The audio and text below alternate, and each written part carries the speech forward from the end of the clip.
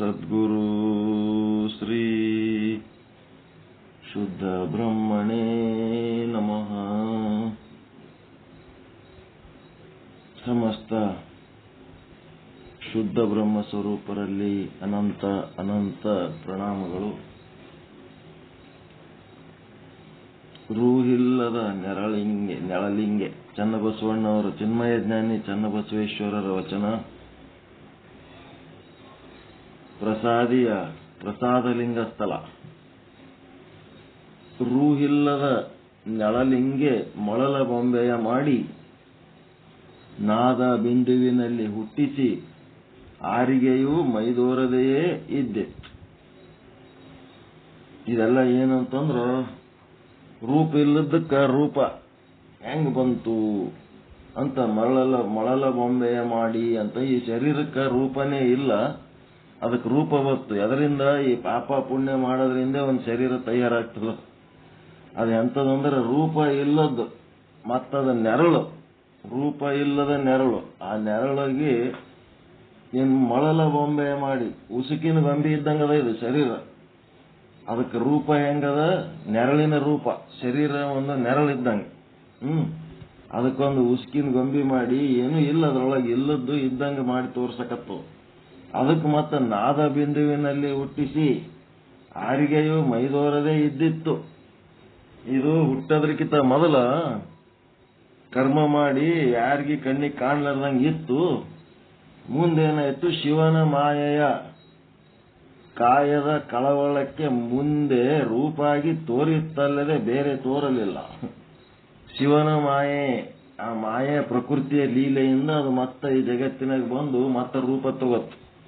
ಅದು ರೂಪ ಇಲ್ಲದಂಗಿತ್ತು. ಸೂಕ್ಷ್ಮ ಶರೀರ, ಕಾರಣ ಶರೀರ ಎರಡೇ ಇದ್ದು. ರೂ ಇಲ್ಲದ ನೆಳಲಿಂಗೆ ಅಂದ್ರೆ ಏನದು? ಕಾರಣ ಶರೀರ. ಮೊಳಲ ಬೊಂಬೆ ಮಾಡಿ ಅಂತಂದ್ರ ಸೂಕ್ಷ್ಮ ಶರೀರ. ಅವೆರಡೇ ಇದ್ದು. ಅವೆರಡು ನಾದ ಬಿಂದುವಿನಲ್ಲಿ ಅಂತಂದ್ರೆ ಆ ಪರಮಾತ್ಮನ ಏನಂತ ಪ್ರಕೃತಿಯಲ್ಲಿ ಅವು ಏನಂತಾರೆ ಮಾಯೆಯೊಳಗೆ ಎಲ್ಲ ಕರ್ಮವನ್ನ ತಗೊಂಡು ಅವಿದ್ಯೆಗಳು ಹೋಗಿ ಮಾಯೆ ಹೋಗಿ ಈಶ್ವರನೊಳಗ, ಈಶ್ವರ ಹೋಗಿ ಪ್ರಕೃತಿ ಒಳಗ, ಪ್ರಕೃತಿ ಹೋಗಿ ಶುದ್ಧ ಬ್ರಹ್ಮನೊಳಗ, ಹಿಂಗ ಅವು ಅವ್ಯಕ್ತವಾಗಿ ಇದ್ದು ಯಾರಿಗೂ ಮೈದೋರದೇ ಇದ್ದು. ಅವು ಏನಾಗ್ಬಿಟ್ಟು ಜೀವರುಗಳ ಕರ್ಮಗಳು ಶಿವನ ಮಾಯೆಯಿಂದ ಮತ್ತೆ ಈಶ್ವರನ ಮಾಯೆಯಿಂದ ಆ ಉಪಾಧಿಯ ಕಾರಣ ಸತ್ವ ರಜ ತಮ ಉಪಾಧಿ ಆಗ್ತದಲ್ಲ. ಶಿವನ ಮಾಯೆ ಅಂದ್ರೆ ಅದು ರಜೋಗುಣದ ಉಪಾಧಿ ಉಂಟಾದಾಗ ಶುದ್ಧ ಬ್ರಹ್ಮನಿಗೆ ಆವಾಗ ಏನಾಯ್ತು? ಒಂದು ರೂಪಾಗಿ ತೋರಿತ್ತು. ಅದು ರೂಪ ಇಲ್ಲದು ರೂಪಾಗಿ ತೋರಿತ್ತು. ಅದಕ್ಕೆ ನಿಜಗುಣ ಶಿವಯೋಗಿಗಳು ಹೇಳ್ತಾರ, ಘಟವೇ ಪುಷಿ ಘಟವೇ ಅಂತಾರ. ಗಡಿಗೆ ಇಲ್ಲೇ ಇಲ್ಲ, ಅಲ್ಲಿ ಗಡಿಗೆಯಾಗಿ ತೋರ್ಲಕತ್ತದ. ಬರೇ ಮಣ್ಣೇ ಅದ. ಮಣ್ಣು ಬಿಟ್ರೆ ಅದ್ರೊಳಗೆ ಏನೂ ಇಲ್ಲ. ಗಡಿಗೆ ಒಳಗ ಮಣ್ಣು ಬಿಟ್ರೆ ಮತ್ತೇನೂ ಇಲ್ಲ. ಆದ್ರ ಅದು ತೋರ್ಲಕತ್ತದ ಗಡಿಗೆಯಾಗಿ. ಹಂಗ ಈ ಶರೀರ ಕೂಡ ಏನದ ಅಂತಂದ್ರ ಅದ್ರೊಳಗೆ ಏನೇನು ಇಲ್ಲ, ಇಲ್ಲದ್ದು ಇದ್ದಂಗೆ ತೋರ್ಲಕತ್ತವ. ಹಿಂಗಾಗಿ ಮತ್ತೇನು ಇಲ್ಲ ಅಂತ ಹೇಳ್ತಾರ ಅವ್ರು. ಏನು ಶಿವನ ಮಾಯೆಯ ಕಾಯದ ಕಳವಳಕ್ಕೆ ಮುಂದೆ ರೂಪಾಗಿ ತೋರಿತ್ತಲ್ಲದೆ ಬೇರೆ ತೋರಲಿಲ್ಲ. ಬೇರೆ ಏನಿಲ್ಲ.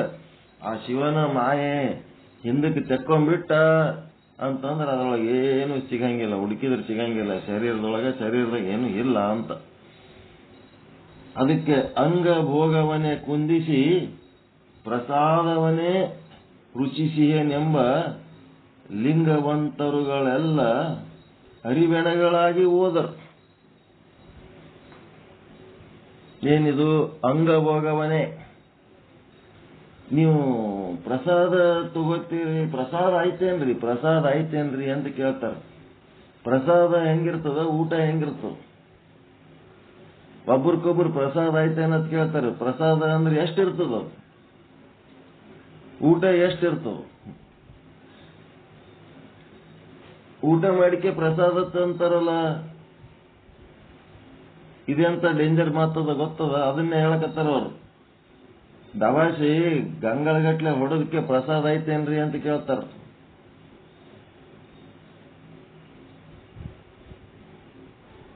ಅಂಗಭೋಗವನೇ ಕುಂದಿಸಿ ಅಂದ್ರೆ ದಬಾಶ್ ಊಟ ಮಾಡಿ ಪ್ರಸಾದವನ್ನೇ ರುಚಿಸೇನೆಂಬ ಲಿಂಗವಂತರುಗಳೆಲ್ಲ ಅರಿವೆಣಗಳಾಗಿ ಹೋದರು. ಅರಿವು ಇದ್ದು ಎರಡು ರೀತಿ ಹೆಣಗಳು ಇಲ್ಲಿ, ಅರಿವು ಇದ್ದ ಹೆಣಗಳು, ಅರಿವು ಇಲ್ಲದ ಹೆಣಗಳಂತ. ಅರಿವು ಇರೋ ಹೆಣಗಳಂತ ಹೊಟ್ಟೆ ತುಂಬ ದಬಾಸಿ ಗಂಟ್ಲು ಹರಿಯಂಗ ಊಟ ಮಾಡಿಕೆ ಪ್ರಸಾದ ಐತೇನ್ರಿ ಅಂದ್ರೆ, ಪ್ರಸಾದ ಅಂದ್ರೆ ಏನು? ಸೂಕ್ಷ್ಮವಾಗಿರ್ಬೇಕು. ಊಟ ಸ್ಥೂಲವಾಗಿರ್ತದ, ಪ್ರಸಾದ ಸೂಕ್ಷ್ಮವಾಗಿರ್ತದ. ಹೀಗಾಗಿ ಸೂಕ್ಷ್ಮವಾಗಿರ್ಬೇಕು ಪ್ರಸಾದ ಅಂದ್ರೆ. ಅದಕ್ಕೇನು ದಬಾಯಿಸಿ ಊಟ ಮಾಡಿ ಅದಕ್ಕೆ ಪ್ರಸಾದ ಅಂದ್ರೆ ಏನದ್ರ ಅರ್ಥ ಏನು? ಪ್ರಸಾದ ಅನ್ನೋದು ಬಿಡಂಗಿಲ್ಲ, ಅರಿವಿನ ಮಾತಾಡ್ತಾರ, ದಬಾಯಿಸಿ ಊಟ ಮಾಡೋದು ಬಿಡಂಗಿಲ್ಲ. ಅದೇನಾಯ್ತು? ಅರಿತ ಹೆಣಗಳು, ಅರಿವುಳ್ಳ ಹೆಣಗಳಂತ. ಅರಿವು ಅದ, ಆದ್ರೆ ಅದು ಬಳಕೆಯೆಲ್ಲ ಇಲ್ಲ ಅಂತಂದ್ರೆ ಅರಿವೆಣಗಳಾಗಿ ಹೋದರಂತ. ಎಲ್ಲ ತಿಳ್ಕೊಂಡು ಏನಾದ್ರು ಅದನ್ನ ಪಾಲಿಸಲಾರದೆ ತಿಳಿದ ಹೆಣ ಆಗಿ ಹೋದ್ರಂತ. ತಿಳಿಲಾರ್ದ ಹೆಣ, ತಿಳಿದ ಹೆಣ. ಹೆಂಗ್ ಮಾಡ್ಬೇಕು? ತಿಳಿಲಾರ್ದ ಹೆಣಗಳು ಹೋಗ್ತಾವಲ್ಲ ಎರಡು ಪ್ರಕಾರ. ಎಲ್ಲ ತಿಳಿದು ಆಚಾರದಲ್ಲಿ ಇರಲಾರದಂತ ಹೆಣಗಳು ಅರಿವೆಣಗಳು, ಮತ್ತ ಏನು ಅರಿಲಾರ್ದ ಹಂಗೆ ಹೋಗ್ತಾವಲ್ಲ ಅರಿವಿಲ್ಲದ ಹೆಣಗಳು, ಇವು ಅರಿತ ಹೆಣಗಳಂತೀವಿ. ಅದಕ್ಕೆ ಅಕ್ಕಮಾದೇವಿ ವಚನ ಹೇಳ್ತಾಳ, ಆಹಾರ ಕಿರಿದು ಮಾಡಿರಣ್ಣ. ಆ ಊಟ ಬಹಳ ಸ್ವಲ್ಪ ಮಾಡ್ರಿ, ಬಹಳ ಮಾಡ್ಲಕ್ ಹೋಗ್ಬೇಡ್ರಿ. ನಿಮ್ಗೆ ಏನೇನು ರೋಗ ಬಂದವ ಎಲ್ಲಾನು ನೀವು ತಿಂದು ಊಟದಲ್ಲಿಂತ ಬಂದವ. ಆಹಾರ ಕಿರಿದು ಮಾಡಿರಣ್ಣ, ಆಹಾರ ಕಿರಿದು ಮಾಡಿ. ಎಮ್.ಡಿ. ಡಾಕ್ಟರ್ ಸಹಿತ ಹೇಳಂಗಿಲ್ಲ, ಅಷ್ಟು ಚಂದ ಹೇಳಿ ವಚನದಾಗ ಅಕ್ಕಮಾದೇವಿ. ಸ್ವಲ್ಪ ಊಟ ಮಾಡ್ರಿ, ಜಗ್ಗಿ ಉಣಬೇಡ್ರಿ. ಹಿಂದಿನ ಕಾಲದಾಗ ಅವ್ರು ಏನ್ ಉಣ್ತಿದ್ರು? ಒಂದಿಷ್ಟು ಜೋಳದ ನುಚ್ಚ ಮಜ್ಜಿಗೆ ಉಣ್ತಿದ್ರು ಅಷ್ಟೇ. ಒಂದಿಷ್ಟು ಜೋಳದ ನುಚ್ಚ ಮಜ್ಜಿಗೆ. ಈಗ ಅದನ್ನು ಯಾಕೆ ಉಳ್ಳಕ್ ಬರಂಗಿಲ್ಲ ಏನೀಗ? ಈಗ ಪಿಜ್ಜಾ ಮತ್ತೇನೇನೋ ತಿನ್ನಕತ್ತಾರ. ಹರಿದ್ರ ಹರಿಯಂಗಿಲ್ಲ, ಮುರಿದ್ರ ಮುರಿಯಂಗಿಲ್ಲ, ಅಂತವೆಲ್ಲ ತಿನ್ನಕ್ಕೆ ಕೊತ್ ಕುಂದಿರ್ತಾರೆ. ಆಹಾರ ಕಿರಿದು ಮಾಡಿರಣ್ಣ, ಆಹಾರ ಕಿರಿದು ಮಾಡಿ. ಆಹಾರದಿಂದ ವ್ಯಾಧಿ ಹಬ್ಬಿ ಬಲಿಯುವುದಯ್ಯ. ನಿಮ್ಗೇನಾರ ಆರಾಮ ಆಗ್ಬೇಕಾಗಿತ್ತು ಅಂತಂದ್ರೆ ಊಟ ಕಡಿಮೆ ಮಾಡ್ರಿ. ನೀವು ಊಟ ಜಾಸ್ತಿ ಮಾಡಿದ್ದಕ್ಕೆ ರೋಗಗಳು ಹೆಚ್ಚಾಗ್ಯಾವ ಶರೀರದೊಳಗ. ಆಹಾರದಿಂದಲೇ ನಿದ್ರೆ, ಆಹಾರದಿಂದಲೇ ತಾಮಸ, ಆಹಾರದಿಂದಲೇ ಅಜ್ಞಾನ, ಆಹಾರದಿಂದಲೇ ಮೈಮರಹು, ಅಜ್ಞಾನದಿಂದ ಕಾಮ ವಿಕಾರ ಹೆಚ್ಚಿ, ಅಜ್ಞಾನದಿಂದ ಕಾಯ ವಿಕಾರ ಹೆಚ್ಚಿ, ಅಜ್ಞಾನದಿಂದ ಮನೋವಿಕಾರ ಹೆಚ್ಚಿ, ಅಜ್ಞಾನದಿಂದ ಇಂದ್ರಿಯ ವಿಕಾರ ಹೆಚ್ಚಿ, ಅಜ್ಞಾನದಿಂದ ಭಾವ ವಿಕಾರ ಹೆಚ್ಚಿ. ಊಟ ಜಾಸ್ತಿ ಮಾಡಿದ್ದಕ್ಕೆ ತಲೆ ಕೆಟ್ಟದ, ನಿಮ್ದು ತಲೆ ಸರಿಗಿಲ್ಲ. ಯಾಕಂದ್ರೆ ಕೂಳು ಜಾಸ್ತಿ ಆಗ್ಯದಂತ. ನಿದ್ದೆ ಜಾಸ್ತಿ ಆಗ್ಲಕತ್ತದ ಅಂತಂದ್ರೆ ಕೂಳು ಜಾಸ್ತಿ ಆಗಿದ್ದ. ಏನು ತಿಳಿಲಾರ್ದಂಗಾಗ್ಯದ, ತಾಮಸ. ಒಟ್ಟ ಬುದ್ಧಿನೇ ಓಡವಲ್ದು. ಏನ್ ಮಾಡ್ಬೇಕಂದ್ರೆ ಇಂಟ್ರೆಸ್ಟ್ ಬರಲ್ದು, ಬುದ್ಧಿನೂ ಓಡಲ್ದು. ಏನ್ ಮಾಡ್ಬೇಕು? ತಾಮಸ. ಅದು ಎದಕ್ಕ? ಕೂಳು ಹೆಚ್ಚಾಗಿದ್ದಕ್ಕ. ಮತ್ತೆ ಅಜ್ಞಾನ ಎದರಿಂದ ಬರ್ತದ ಅಂತೇಳಿ ಫಸ್ಟ್ ಕ್ಲಾಸ್ ಕಾರಣ ಕೊಟ್ಟಾಳ. ಎದರಿಂದ? ಊಟದಿಂದ ಅಜ್ಞಾನ ಬರ್ತದಂತ ಹೇಳ್ತಾಳ ಅಕ್ಕಮಾದೇವಿ. ಅನಾದಿಯ ಇದ್ದ ಅಜ್ಞಾನದ ಬಗ್ಗೆ ನಮ್ಗೆ ಜ್ಞಾನ ಇರ್ಲಾರ್ದಂಗೆ ಯಾಕೆ ಆಗ್ತೀವಿ ಅಂದ್ರೆ ಜಗ್ಗಿ ಊಟ ಮಾಡೋದ್ರಿಂದ ಬರ್ತದಂತಾಳ. ಮೈ ಮರವು ಎಲ್ಲ ಮೈ ಮೇಲೆ ಅರಿವಿರ್ಲಾರ್ದಂಗೆ ಇರೋದು ಅದಕ್ಕೆ ಅಜ್ಞಾನದಿಂದ. ಹಿಂಗೆಲ್ಲ ಆಗಿ ತಲೆ ಕೆಟ್ಟು ಹೋಗ್ತದ. ಆಮೇಲೆ ಗ್ಯಾಸ್, ವಾಯು ವಿಕಾರ ಉಂಟಾಗ್ತದ. ಊಟ ಜಾಸ್ತಿ ಮಾಡಿದ್ರಿ ಅಂದ್ರ ವಾಯು ವಿಕಾರ ಉಂಟಾಗಿ ಏನೆಲ್ಲ ಆರೋಗ್ಯ ಕೆಡಿಸ್ಕೊತೀರಿ. ಜಗ್ಗಿ ತಿಂದು ಅದೇನದ ಎಲ್ಲಾ ಜೀವಿಗಳು ಊಟ ಮಾಡ್ಲಕ್ಕಂತೇಳಿ ಬೆಳೆದಂತ ಒಂದು ರೈತ ಬೆಳೆದಂತ ಬೆಳೆ ಒಬ್ರೇ ಕೂತು ಜಗ್ಗಿ ತಿಂದು ಸೃಷ್ಟಿಗೆ ತಹುದಾಗಿತ್ತು. ಅಂದ್ರ ಈ ಸೃಷ್ಟಿಗೆ ಒಂದು ಅನ್ಯಾಯ ಆಯ್ತು. ನನ್ನ ಬೈಲ್ ರೊಕ್ಕದ ತೆಳಕೆ ಸಿಕ್ಕಾಪಟ್ಟೆ ಕೈ ಸಿಕ್ಕಿದ್ದೆಲ್ಲ ತಗೊಂಡು ತಿನ್ಕೋತ ಕೂತ್ರ ಆ ಸೃಷ್ಟಿಗೆ ಅಂತಂದ್ರ ಭೂಮಿಗೆ ಭಾರ. ನೀವು ಒಬ್ನೇ ತಿನ್ನೋದಕ್ಕೆ ಅಷ್ಟೊಂದು ಬೆಳೆದಿಲ್ಲ. ಇನ್ನ ಬಹಳಷ್ಟು ಜೀವಿಗಳು ಉಪವಾಸದ ಭೂಮಿ ಮೇಲೆ ಅವ್ರು ಯಾರ್ದು ಲೆಕ್ಕದಾಗ ಇರ್ಲಾರ್ದಂಗೆ ಒಬ್ಬನೇ ಕೂತ್ರ ಅದೇನಾಯ್ತು, ಸೃಷ್ಟಿಗೆ ತವು ಅಂತಂದ್ರ ಆ ಸೃಷ್ಟಿ ಮಾಡಿದ ಕೆಲಸ ಫೇಲ್ ಆಯ್ತು. ನಾವು ಜಾಸ್ತಿ ಜಾಸ್ತಿ ಊಟ ಮಾಡಿದೇವಂದ್ರ ಸೃಷ್ಟಿಯ ಉದ್ದೇಶ ಫೇಲ್ ಆಯ್ತು. ಅತಿ ಕಾಯದ ಅತಿ ಪೋಷಣೆ ಬೇಡ. ನಿಮ್ ಶರೀರದ ಮೇಲೆ ಬಹಳ ಪೋಷಣೆ ಮಾಡಿ ಬಹಳ ಕಾಳಜಿ ಮಾಡೋದು ಬೇಕಾಗಿಲ್ಲ. ಶರೀರಕ್ಕೆ ಕೊಬ್ಬರಿ ಎಣ್ಣೆ ಹಚ್ಚಿ ತಿಕ್ತಾರ, ಮುಂಜಾನೆ ರಾತ್ರಿ ಅದು ಮಾಡ್ಬೇಕು ಇದು ಮಾಡ್ಬೇಕು, ಅದಕ್ಕೆ ಅದು ತಿನ್ನಿಸ್ಬೇಕು ಇದು ತಿನ್ನಿಸ್ಬೇಕು, ಅದಕ್ಕೆ ಹೆಣ ಸಿಂಗಾರ ಮಾಡೋದ್ರಾಗೆ 3 ಹೊತ್ತು ಎಲ್ಲ ಸಂಪತ್ತು ಸಂಬಂಧಗಳು ಅದರ ಸಿಂಗಾರ ಮಾಡೋಕೆ ಕಳೀತಾರ. ಅದು ಶರಣರ ಲಕ್ಷಣ ಅಲ್ಲವೇ ಅಲ್ಲ. ಶಿಸ್ತು ಮುಖ ತೊಳ್ಕೊಂಡು ವಿಭೂತಿ ಹಚ್ಕೊಂಡು ಒಂದಿಷ್ಟು ಲಿಂಗ ರುದ್ರಾಕ್ಷಿ ಹಾಕೊಂಡು ಮಂತ್ರ ಹೇಳ್ಕೊತಿದ್ರ ಅದು ಶರಣರ ಲಕ್ಷಣ. ಒಂದಿಷ್ಟು ಮಜ್ಜಿಗೆ ನುಚ್ಚು, ಒಂದಿಷ್ಟು ಯಾವ್ದಾರೆ ಭತ್ತ ಇತ್ತಂದ್ರೆ ಅದು ಏನ್ ಪಾಲಿಸ್ ಇರ್ಲಾರ್ದ ಅಕ್ಕಿದ ಅನ್ನ, ಒಂದಿಷ್ಟು ಏನಾದ್ರು ಸಿಂಪಲ್ ಫುಡ್ ತಗೊಂಡ್ರೆ ಮುಗಿತಷ್ಟೇ. ಅದಕ್ಕೇನು ಬಹಳ ಕಾಳಜಿ ಬೇಕಾಗಿಲ್ಲ, ಅತಿ ಪೋಷಣೆ ಬೇಕಾಗಿಲ್ಲ. ಎಷ್ಟು ಪೋಷಣೆ ಬೇಕು ನಿಮ್ ಶರೀರಕ್ಕಂದ್ರ ಗೊತ್ತದ್ರೆ, ಹಿಂಗ ಒಂದು ಬೊಗಿಸಿ ಇರ್ತದಲ್ಲ, 2 ಕೈಲಿಂತ ಬೊಗಿಸಿ ಹಿಡಿತೀರಲ್ಲ, ಒಂದು ದಿವಸಕ್ಕೆ ಎಷ್ಟು ಬೇಕಂದ್ರೆ ಒಂದು ಬೊಗಿಸಿಯಷ್ಟು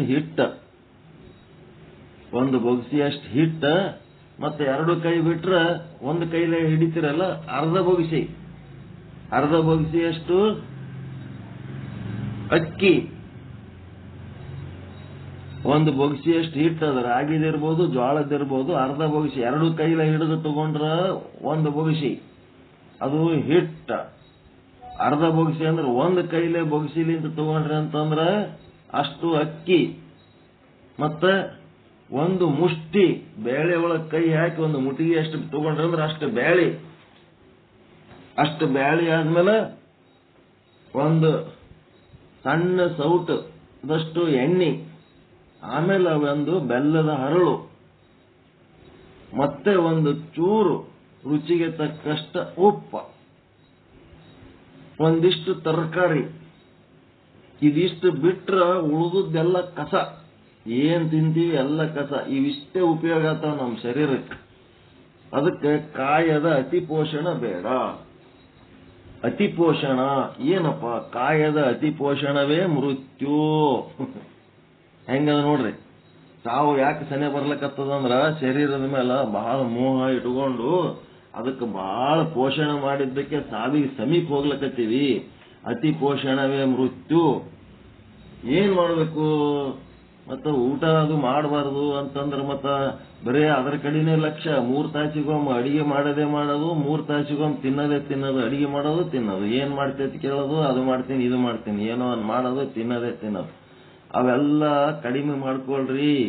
ಆಹಾರ, ನಿದ್ರೆ ಮತ್ತೆ ಮೈಥುನಾದಿ ಕ್ರಿಯೆಗಳೆಲ್ಲ ಕಡಿಮೆ ಮಾಡಿಕೊಂಡು ಏನ್ ಮಾಡ್ಬೇಕು? ಜಪ, ತಪ, ಧ್ಯಾನ, ಧಾರಣ, ಪೂಜೆಗೆ ಸೂಕ್ಷ್ಮದಿಂತನು ಮಾತ್ರವಿದ್ದರೆ ಸಾಲದೆ. ನೀವೇನ್ ಗಂಜನಾಗ ಹೋಗಿ ಚೀಲ ಹೊರ್ಲಕತ್ತೀರೇನು? ಯಾವಾರ ಹೆವಿ ಡ್ಯೂಟಿ ಏನಾರ ರಿಕ್ಷಾ ಹೊಡ್ಲಕತ್ತೀರ? ಏನ್ ಜಗ್ಗಿ ಕೆಲಸ ಮಾಡ್ಲಕತ್ತೀರ? ಹೆವಿ ಕೆಲಸ ಮಾಡ್ಲಕತ್ತೀರ? ಜಪ ತಪ ಧ್ಯಾನ ಪೂಜೆ ಮಾಡೋದು ಅದೇನು ಹೆವಿ ಡ್ಯೂಟಿ ಏನು? ಪರಮಾತ್ಮನ ಸಾಧನೆ ಮಾಡೋದಕ್ಕ ಅಂತ ಪರಿ ಊಟ ಮಾಡೋದೇನ್ ಬೇಕಾಗಿಲ್ಲ. ಹೆವಿ ಡ್ಯೂಟಿ ಮಾಡೋರು ಬೇಕಿದ್ರೆ ಹೆವಿ ಊಟ ಮಾಡ್ಲಿ. ಗಂಜಿನಾಗ ದೊಡ್ಡ ದೊಡ್ಡ ಚೀಲ ಹೊರೋದು, ಲಾರಿ ಮೇಲೆ ಒಯ್ದು ಏರ್ಸವು, ಏನೇನೋ ಹೆವಿ ವರ್ಕ್ ಮಾಡ್ತಾರ, ಅವ್ರು ಉಣ್ಲಿ. ಆದ್ರೆ ಸುಮ್ನೆ ಒಂದಿಟ್ಟು ಜಪ ತಪ ಶಿವ ಅಂತ ಹೇಳಿ ಒಂದಿಟ್ಟು ಲಿಂಗ ಪೂಜೆ ಮಾಡ್ಕೊಂಡು ಕುಂದ್ರವ್ರು ಗಂಗಳ ತುಂಬ ನಿಡ್ಕೊಂಡು ಯಾಕೆ ಹೊಡಿತೀರಿ ನೀವು? ಯಾಕೆ ಊಟ ಮಾಡ್ತೀರ ಅಷ್ಟೊಂದು? ಅದೇ ಕೇಳ್ತಾಳ, ಜಪ ತಪ ಧ್ಯಾನ ಧಾರಣ ಪೂಜೆಗೆ ಸೂಕ್ಷ್ಮದಿಂತನು ಮಾತ್ರವಿದ್ದರೆ ಸಾಲದೆ. ಸೂಕ್ಷ್ಮ ಶರೀರ ಇದ್ದರೆ ಸಾಲಂಗಿಲ್ಲ. ಅದಕ್ಕ ಬಹಳ ಸ್ಥೂಲ ಮಾಡಿ, ವಜ್ಜಿ ಮಾಡಿ, ಹೆವಿ ಮಾಡಿ, ನಾಳೆಗೆ ಸತ್ರ ಹೊರವರಿಗೆ ಎಷ್ಟು ವಜ್ಜಿ ಗೊತ್ತದ? ಅವ ಹೊರವ್ರಿಗೆ ಗೊತ್ತಾಗ್ತದ. ಹೊತ್ತಾಗ ಅವ ಹೊತ್ತವನಿಗೆ ವಜ್ಜಾದಾಗ ಅವ ಅಂತ ಏಟರೆ ತಿಂದಾನಪ್ಪ ಇವ ಅಂತ. ವಜ್ಜಿ ಹೆಣ ಆಯ್ತಂತಂದ್ರೆ ಹೊರವ್ರು ಬೈತಾರ. ಮತ್ತ ಮೆಡಿಕಲ್ ಕಾಲೇಜಿಗೆ ಡೊನೇಟ್ ಮಾಡಿದ್ರ ಆ ಹುಡುಗರು ತೆಳ್ಳನ ಹೆಣಗಳ ಹುಡುಕ್ತಾರ. ದಪ್ಪನ ಹೆಣ ಏನಾರ ತಗೊಂಡ್ರಂದ್ರ ಅವ್ರಿಗೆ 3 ತಾಸಿನ ಪ್ರಾಕ್ಟಿಕಲ್ನೊಳಗ ಆ ಹೆಣದೊಳಗಿಂದು ಕೆದರಿ ಆ ಭಾಗಕ್ಕೆ ಹೋಗಿ ಮುಟ್ಟಬೇಕಂದ್ರ ಮುಟ್ಟಂಗೆ ಇಲ್ಲತ್ತದ. ಹೆಣ ದಪ್ಪ ಇರ್ತದ, ಅದು ಭಯಂಕರ ಎಲ್ಲೋ ಇರ್ತದಂತದ ಅವಯವ. ಅವನು ಕೊಬ್ಬು ಕೆದರದ್ರಾಗೆ ಇವನಿಗೆ 3 ತಾಸು ಕಳೆದು ಹೋಗ್ಬಿಡ್ತದಂತ. ಎಂಟ ಪರಿ ತಿಂದನೋ ಮಾರಾಯ ಇವಂದು ಒಳಗ ಭಾಗ ಆದೋ ಇಲ್ಲೋ, ಅವಯವ ಆದೋ ಇಲ್ಲೋ, ಎಲ್ಲಿ ಮುಚ್ಕೊಂಡು ಹೋಗ್ಯದ ಏನೋ, ಒಂದ್ ಎಲುಬುಗಳು ಸಿಗ್ಬೇಕಾದ್ರೆ ಕಷ್ಟ ಅಂತ ದಪ್ಪ ಶರೀರಗಳು ಇರ್ತಾವಂತ.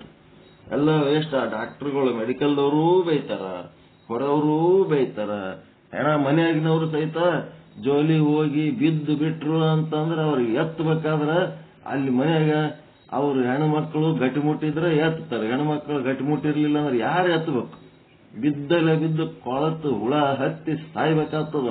ಎಲ್ಲಿ ಮಕ್ಕೊಂಡಲ್ಲಿ ಬೆನ್ನಾಗ ಬೆವರು ಬಂದಲ್ಲೇ ಹುಳ ಆತವ, ಒಳ್ಳಿದ್ರೆ ಹುಳ ಬೀಳ್ತಾವ, ಏನೇನೋ ಡೇಂಜರ್ ಆತವ ಮುಂದಕ್ಕೆ. ಕೊನೆಗಾಲದಲ್ಲಿ ಅದಕ್ಕೆ ಶರೀರ ಬಹಳ ಹಗರಿರ್ಬೇಕು, ಹಗರಿರ್ಬೇಕು. ಅದಕ್ಕೆ ಜಪ ತಪ ಧ್ಯಾನ ಧಾರಣ ಪೂಜೆಗೆ ಸೂಕ್ಷ್ಮ ದೀಮ್ ತನು ಮಾತ್ರವಿದ್ದರೆ ಸಾಲದೆ. ತನುವ ಪೋಷಿಸುವ ಆಸೆ ಯತಿತ್ವಕ್ಕೆ ವಿಘ್ನವೆಂದದು. ನೀವು ಶರಣರಾಗದಕ್ಕ, ಸಂತರಾಗದಕ್ಕ, ಮಹಾತ್ಮರಾಗದಕ್ಕ, ಯತಿಗಳು ಆಗದಕ್ಕ ವಿಘ್ನ ಯಾವುದು? ನಿಮ್ ಶರೀರ ಪೋಷಣೆಯ ಬುದ್ಧಿ. ಶರೀರ ಬಹಳ ಚಂದ ಇಟ್ಕೋಬೇಕಂತೇಳಿ ಅದ್ರ ಬಗ್ಗೆನೆ ಬಹಳ ತಲೆ ಕೆಡಿಸ್ಕೊತಿರಲ್ಲ, ಅದೇನದ ಯತಿತ್ವಕ್ಕೆ ವಿಘ್ನ. ಯತಿಗಳು ಆಗಬೇಕು ಅನ್ನಂತವ್ರು ಆ ಶರೀರ ಪೋಷಣೆಗೆ ಅಂತ ಪರಿ ಏನ್ ಮಹತ್ವ ಕೊಡೋದ್ ಬೇಕಾಗಿಲ್ಲ. ಅದಕ್ಕೆ ಎಷ್ಟು ಕೊಡ್ಬೇಕು ಅಷ್ಟು ಕೊಟ್ಟು ಅತಿ ಪೋಷಣೆ ಬೇಡ. ತನು ಪೋಷಣೆಯಿಂದ ತಾಮಸ ಹೆಚ್ಚಾಗ್ತದ, ಮಬ್ಬು ಬರ್ತದ. ತನುವಿನ ಪೋಷಣೆಯಿಂದ ಅಜ್ಞಾನದಿಂದ ವಿರಕ್ತಿಗೆ ಹಾನಿ. ಈ ಒಂದು ಲೌಕಿಕ ವಿಷಯಗಳಲ್ಲಿ ನಾವು ವಿರಕ್ತಿ ಹೊಂದಬೇಕು, ಅದ್ರ ಮೇಲಿಂದು ನಮ್ಮ ಮೋಹ ತೆಕ್ಕೋಬೇಕು ಅಂತಂದ್ರ ಯಾರು ತನು ಪೋಷಣೆ ಮಾಡ್ತಾರ ಅವ್ರ ಕಡೆಯಿಂದ ಅದು ಸಾಧ್ಯನೇ ಇಲ್ಲ. ಆ ಶರೀರದ ಮೋಹ ಯಾರು ಬಿಟ್ಟಿರ್ತಾರ ಅವ್ರಿಗೆ ಮಾತ್ರ ವಿರಕ್ತಿ ಬರ್ತದ. ಅರಿವು ನಷ್ಟ, ಏನು ಕಲ್ತದ್ದು ಜ್ಞಾನ ಕೂಡ ವೇಸ್ಟ್ ಆಗಿ ಹೋಗ್ಬಿಡ್ತದ. ಅರಿವು ನಷ್ಟ. ಪರವು ದೂರ. ಪರ ಅಂದ್ರೆ ಮೋಕ್ಷ. ಮೋಕ್ಷ ಈ ಜನ್ಮದಾಗ ಸಿಗಂಗಿಲ್ಲ, ಮುಗಿದೋಯ್ತು. ಈ ಜನ್ಮದಾಗೆ ಪಡ್ಕೋಬೇಕು. ಹೆಂಗ್ ಪಡ್ಕೋಬೇಕಂದ್ರ ಬೆಂಕಿ ಹಚ್ಚಿದ ಮನಿ ಒಳಗ ಯಾವನೋ ಒಬ್ಬ ಸಿಕ್ಕೊಂಬಿದ್ದಿದ್ನಂದ್ರ ಅದ್ರಾಗಿಂದ ಹೆಂಗ ಇವತ್ತ ನಾಳೆ ನಾಡ್ದಂತ ಕುಂದಿರ್ತಾನೇನು, ಅವ ಒಂದ್ ಕ್ಷಣದಾಗೆ ಹೆಂಗ್ ಹೊರಗೆ ಬರ್ತಾನ, ಹಂಗ ಇದೇ ಕ್ಷಣದಾಗೆ ಮೋಕ್ಷ ಆಗ್ಬೇಕು ಅನ್ನಂತ ಸಂಕಲ್ಪ ಇರಬೇಕು ಅಂತ ಶಾಸ್ತ್ರ ಹೇಳ್ತದ. ಅಂತದ್ ಏನಾಗ್ತದ, ತತ್ತೂರ್ನವನಿಗೆ ಮೋಕ್ಷ ಆಗಂಗಿಲ್ಲ, ದೂರ ಆಗಿಬಿಡ್ತದ. ಪರವು ದೂರ. ನಿರಕ್ಕೆ ನಿಲವಿಲ್ಲದ ಕಾರಣ. ನಿರಕ್ಕೆ ನಿಲವಿಲ್ಲದ ಕಾರಣ ಅಂದ್ರ ಸತ್ಯ ವಸ್ತು ಅರ್ಥ ಆದ್ರೂ ಸಹಿತ ಅದ್ರಾಗ ನಿಂದಿರ್ಲಕ್ಕ ಆಗವಲ್ದು. ಹಂಗಾಗಿ ಚನ್ನ ಮಲ್ಲಿಕಾರ್ಜುನನನ್ನು ಒಲಿಸ ಬಂದ ಕಾಯವ ಕೆಡಿಸದೆ ಉಳಿಸಿಕೊಳ್ಳಿರಯ್ಯ. ಇದು ಚನ್ನ ಮಲ್ಲಿಕಾರ್ಜುನನ್ನ ಒಲಿಸ್ಲಕ್ ಬಂದದ್ದು. ಎದಕ್ ಬಂದದ ಈ ಶರೀರ ಅಂತಂದ್ರ, ಇಲ್ಲಿ ಸಾಲಿ ಕಲ್ತು ನೌಕರಿ ಮಾಡಿ ರೊಕ್ಕ ಗಳಿಸಿ ಮನಿ ಹೊಲ ಮಾಡಿ ಹೆಂಡ್ರ ಮಕ್ಕಳು ಮಾಡಿ ಸತ್ ಹೋಲಕ್ ಬಂದಿಲ್ಲ. ಇದು ಎದಕ್ ಬಂದದ? ಚನ್ನ ಮಲ್ಲಿಕಾರ್ಜುನನ್ನ ಒಲಿಸಕ್ಕೆ ಬಂದಂತ ಪ್ರಸಾದ ಕಾಯ ಇದು. ಅಂತ ಕಾಯವನ್ನ ಎದೆದಕರೆ ಬಳಸ್ಕೊಂಡು ಹಾಳು ಮಾಡ್ಕೋಬೇಡ್ರಿ ಅಂತ ಅಕ್ಕಮಾದಿ ವಚನ ಹೆಂಗದ ನೋಡ್ರಿ. ಅದಕ್ಕೆ ಅಂಗ ಭೋಗವನ್ನೇ ಕುಂದಿಸಿ ಪ್ರಸಾದವನ್ನೇ ರುಚಿಸಿಯನೆಂಬ ಲಿಂಗವಂತರುಗಳೆಲ್ಲ ಅರಿವೆಣಗಳವಾದರು. ಅರಿತು ಎಲ್ಲಾ ತಿಳಿದು ಸಹಿತ ಜಗ್ಗಿ ಕೂಳು ತಿಂದು ಒಬ್ರಿಗೊಬ್ರು ಪ್ರಸಾದ ಐತೇನ್ರಿ ಸ್ಥೂಲವಾದ ಊಟ ಮಾಡಿ ಒಬ್ರಿಗೊಬ್ರು ಪ್ರಸಾದದ ಮಾತಾಡಿ ನಾಟಕ ಮಾಡಿ ಹೋದರು. ಇವರೆಲ್ಲ ಅರಿವೆಣಗಳವಾಗಿ ಹೋದರು. ಅಂಗಭೋಗವೇ ಲಿಂಗಭೋಗ, ಅಂಗಭೋಗವೇ ಅರ್ಪಿತವಾಗಿ ಅಂತಂದ್ರೆ ಹೆಂಗಾಗಬೇಕಿದು? ಅಂಗಭೋಗ ಅಂದ್ರ ಲಿಂಗಕ್ಕ ನೈವೇದ್ಯ, ದೇವರಿಗೆ ನೈವೇದ್ಯ ಕೊಡೋದಕ್ಕ ನೀವು ಊಟ ಮಾಡೋದಕ್ಕ ಕ್ವಾಂಟಿಟಿ ಚೇಂಜ್ ಅದ, ಸೇಮ್ ಅದ ರೀ. ದೇವ್ರ ನೈವೇದ್ಯ ಮಾಡ್ತೀರಿ, ಮಾಡಿರಿಲ್ಲ, ದೇವ್ರಿಗೆ ಒಂದು ನೈವೇದ್ಯ ಹಿಡಿಬೇಕಂತ ಸ್ವಲ್ಪ ಮಾಡ್ತೀರಿ. ಅದೇ ಅಂಗಭೋಗವೇ ಲಿಂಗಭೋಗ ಆಗ್ಬೇಕು. ಆ ದೇವ್ರಿಗೆ ನೈವೇದ್ಯ ಎಟ್ಟು ಹಿಡಿತೀರಿ ಅಟ್ಟೆ ತಿನ್ಬೇಕಂತ ಹೇಳಕತ್ತಾರ ಈಗ ಅವರು. ದೇವ್ರ ಮುಂದೆ ದೇವರಿಗೆ ಕೊಡೋದಕ್ಕ ಒಂದು ಈಟೀಟೆ ಕೊಡ್ತಾರ. ತಾವು ನೋಡಿದ್ರೆ ಗಂಗಳಗಟ್ಲೆ ಬುಟ್ಟಿಗಟ್ಲೆ ಇಟ್ಕೊಂಡು ತಿಂತಿರ್ತಾರ. ಅದಕ್ಕೆ ಅಂಗಭೋಗವೇ ಲಿಂಗಭೋಗ ಆಗ್ಬೇಕು. ಲಿಂಗಭೋಗವೇ ಅಂಗಭೋಗ ಆಗ್ಬೇಕು. ಹಂಗಿತ್ತಂತಂದ್ರೆ ಅಂಗಭೋಗ ಏನಾಗ್ತದ?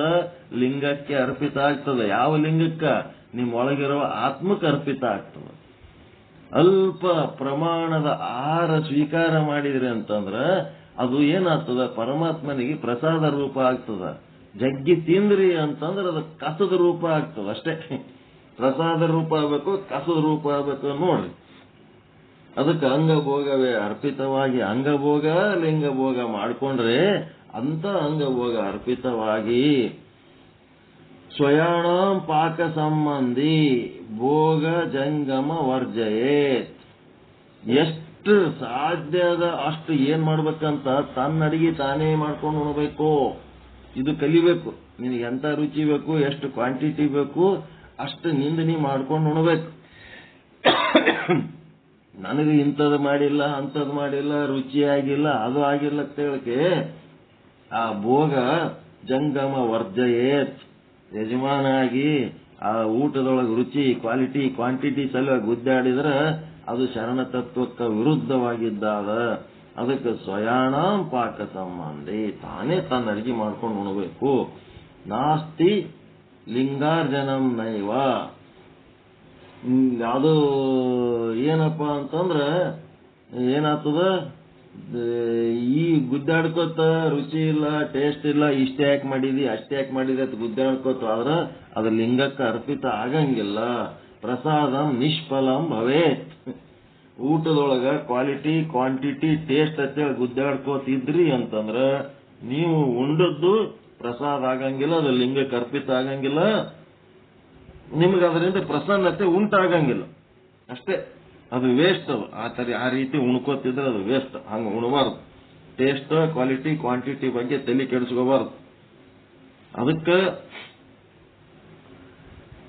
ಹೆಂಗಿರ್ಬೇಕಂದ್ರೆ ಊಟ ಮಾಡುವಾಗ ಹೆಂಗಿರ್ಬೇಕು, ಭಿಕ್ಷುಕ ಉಂಡಂಗ್ ಉಣ್ಬೇಕಂತ.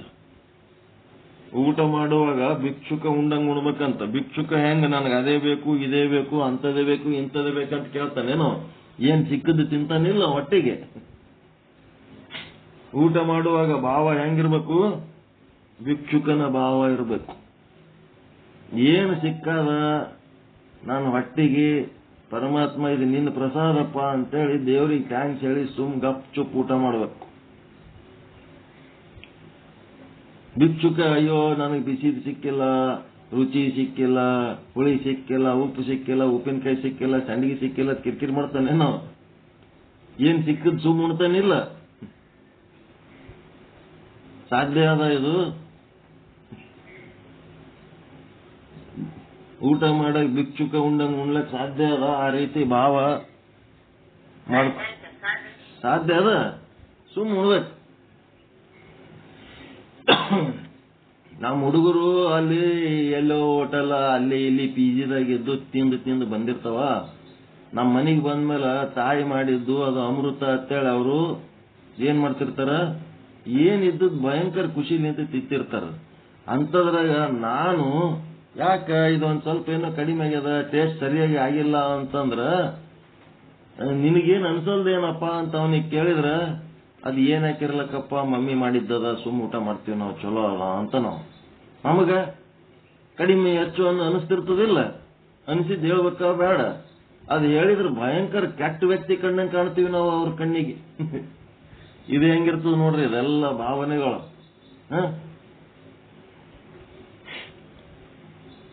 ಊಟದ ಸಲ ಬಾಳ ಕಿರಿಕಿರಿ ಮಾಡ್ತಾನ ಅಂತ ನಂಗ. ಅವ್ರು ಊಟ ಮಾಡ್ಲಕತ್ತಿದ್ದು ಹೊರಗೆ ಮತ್ತೆ ಈ ಮನ್ಯಾಗ ಉಂಡಂತದ್ದು ಸಿಗಂಗಿಲ್ಲ ಅನ್ನೋದಕ್ಕೆ ಅವ್ರು ಸುಮ್ ಸಂತೋಷಲಿಂತ ಉಣ್ತಿರ್ತಾರ. ನಾವೊಂದಿಟ್ಟು ಹೆಚ್ಚು ಕಡಿಮೆ ಆಗಿದ್ದು ಏನಾರ ಅಂದೇವಂತಂದ್ರ ಅದು ದೊಡ್ಡ ಕಿರಿಕಿರಿ ಹಾಕಿ ಕುಂದಿರ್ತಾವ. ಈ ತರ ಎಲ್ಲ ಇರ್ತಾವ. ಅದಕ್ಕೆ ಏನಾಯ್ತು, ಹಂಗೆ ಕಿರಿಕಿರಿ ಮಾಡ್ಕೊತ ಊಟ ಮಾಡಿದ್ರೆ ಏನಾಯ್ತು, ಲಿಂಗಾರ್ಚನಂ ನೈವ. ಅದು ಲಿಂಗಾರ್ಚನೆನೂ ಅಲ್ಲ, ಲಿಂಗಕ್ಕೆ ಪ್ರಸಾದನೂ ಅಲ್ಲ, ಅದು ಪ್ರಸಾದ ನಿಷ್ಫಲ ಆಗ್ತದ, ತಿಂದು ಕೂಡ ವೇಸ್ಟ್ ಆಗ್ತದ ಅಂತ ಹೇಳ್ತಾರ. ಈ ರೀತಿ ಮಾಡಿದ್ರೆ ಅತಿಯಾದ ಆಹಾರ ಮತ್ತೆ ಮನಸ್ಸು ಸರಿಗಿರ್ಲಾರ್ದಂಗ ಕಿರಿಕಿರಿ ಮಾಡ್ಕೊತ ಟೇಸ್ಟ್, ಕ್ವಾಲಿಟಿ, ಕ್ವಾಂಟಿಟಿ ಅನ್ಕೋತ ಕೂತ್ರ ಅದರಿಂದ ಆನಂದ ಉಂಟಾಗೋದ್ರ ಬದಲಿ ದುಃಖನೇ ಉಂಟಾಗ್ತದ. ಪ್ರಸಾದ ಆಗಂಗಿಲ್ಲ, ಪ್ರಸನ್ನತೆ ಆಗಂಗಿಲ್ಲ, ಆನಂದ ಆಗಂಗಿಲ್ಲ. ಅದು ದುಃಖ, ಚಿಂತೆ, ಭಯ, ಕಷ್ಟ, ಕಾಮ, ಕ್ರೋಧಾದಿಗಳು ಉಂಟಾತವ ಪ್ರಸಾದ ಫೇಲ್ ಆಯ್ತಂದ್ರ. ಅದಕ್ಕೆ ಎಂದುದಾಗಿ ಲಿಂಗಕ್ಕೆ ಬಂದ ರುಚಿ ಜಂಗಮಕ್ಕೆ ಬಾರದೆ. ಜಂಗಮಕ್ಕೆ ಬಂದ ರುಚಿ ಲಿಂಗಕ್ಕೆ ಬಾರದೆ. ನೀವು ಜಂಗಮಕ್ಕ ಏನು ಕೊಡ್ತೀರಿ ಅದು ಲಿಂಗಕ್ಕೆ ಕೊಟ್ಟಂಗ. ಲಿಂಗ ಅಂತಂದ್ರೆ ನಿಮ್ಮ ಒಳಗಿರುವ ಜೀವ ಆತ್ಮ, ಜಂಗಮ ಅಂತಂದ್ರೆ ಹೊರಗಿರೋರಿಗೆ ಕೊಟ್ಟದ್ದು. ಅಲಿಂಗ ಮತ್ತು ಜಂಗಮ ಎರಡೂ ಒಂದೇ.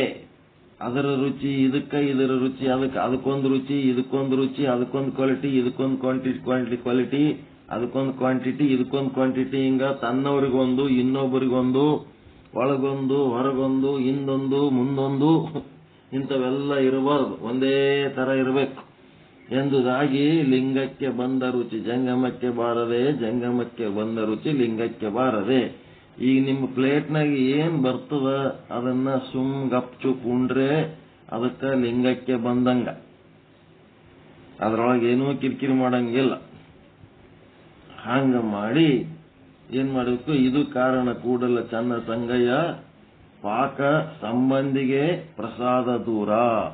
ಊಟದ್ದು quality, quantity, taste, fresh, old ಅನ್ಕೋತ ಯಾವನು ಕಿರಿಕಿರಿ ಮಾಡ್ಕೋತ ಪಾಕ ಸಂಬಂಧಿ ಅಂತಂದ್ರು. ಪಾಕ ಸಂಬಂಧಿ ಅಂದ್ರು. ಆ ಪಾಕ ಸಂಬಂಧಿ ಪ್ರಸಾದಕ್ಕೆ ದೂರ. ಊಟದ ವಿಷಯದೊಳಗೆ ಕಿರಿಕಿರಿ ಮಾಡ್ಕೋತಿದ್ದವ ಪಾಕ ಸಂಬಂಧಿ, ಅವನು ಪ್ರಸಾದಕ್ಕೆ ದೂರ. ಅವ ತಿನ್ನೋದು ಪ್ರಸಾದ ಅಲ್ಲ. ಹೆಂಗದ ಇದು ಶಬ್ದಗಳು ನೋಡ್ರಿ ಹೆಂಗ ಬಳಸ್ಯಾರ ಅವ್ರು. ಪಾಕ ಸಂಬಂಧಿ ಪ್ರಸಾದಕ್ಕೆ ದೂರ. ಕೂಡಲ ಚನ್ನ ಸಂಗಯ್ಯ ಪಾಕ ಸಂಬಂಧಿ ಪ್ರಸಾದಕ್ಕೆ ದೂರ. ಸುವರ್ಣ ಅಕ್ಷರದಾಗ ಬರೀಬೇಕು ಇವ್ರ ವಚನಗಳು. ಅಷ್ಟು ಚಂದ ಇರ್ತಾವ ಶಬ್ದಗಳು. ಚನ್ನಬಸವಣ್ಣನು ಬಹಳ ಲೈಕ್ ಮಾಡ್ತೀನಿ ನಾನು. ಯಾವ ವಚನದಾಗ ಇರೋದ ಅಂದ್ರೆ ಇಂಥ ವಾಕ್ಯಗಳು. ಪಾಕ ಸಂಬಂಧಿ ಪ್ರಸಾದಕ್ಕೆ ದೂರ. ಸಣ್ಣ ಹುಡುಗ 24 ವಯಸ್ಸಿನಾಗ ಈಟೆಲ್ಲ ಬರೆದಿಟ್ಟು ಸತ್ತಾನ. ಎಂತ ಶರಣ, ಎಂತವನು. ಅವ ಬಹಳ ವರ್ಷ ಬದುಕೇ ಇಲ್ಲ. 30 ವರ್ಷ ಕಂಡೇ ಇಲ್ಲ. 25 ವರ್ಷನ ಕಂಡಿಲ್ಲ. 24 ವಯಸ್ಸಿನಾಗ ಏನ್ ಕಲ್ತಾನ, ಏನ್ ಬರ್ದಾನ ಹುಡುಗ. ಶೂನ್ಯ ಪೀಠ, ಈ ಅತ್ಯಂತ ಎತ್ತರದ ಪೀಠವನ್ನು ಏರ್ದ.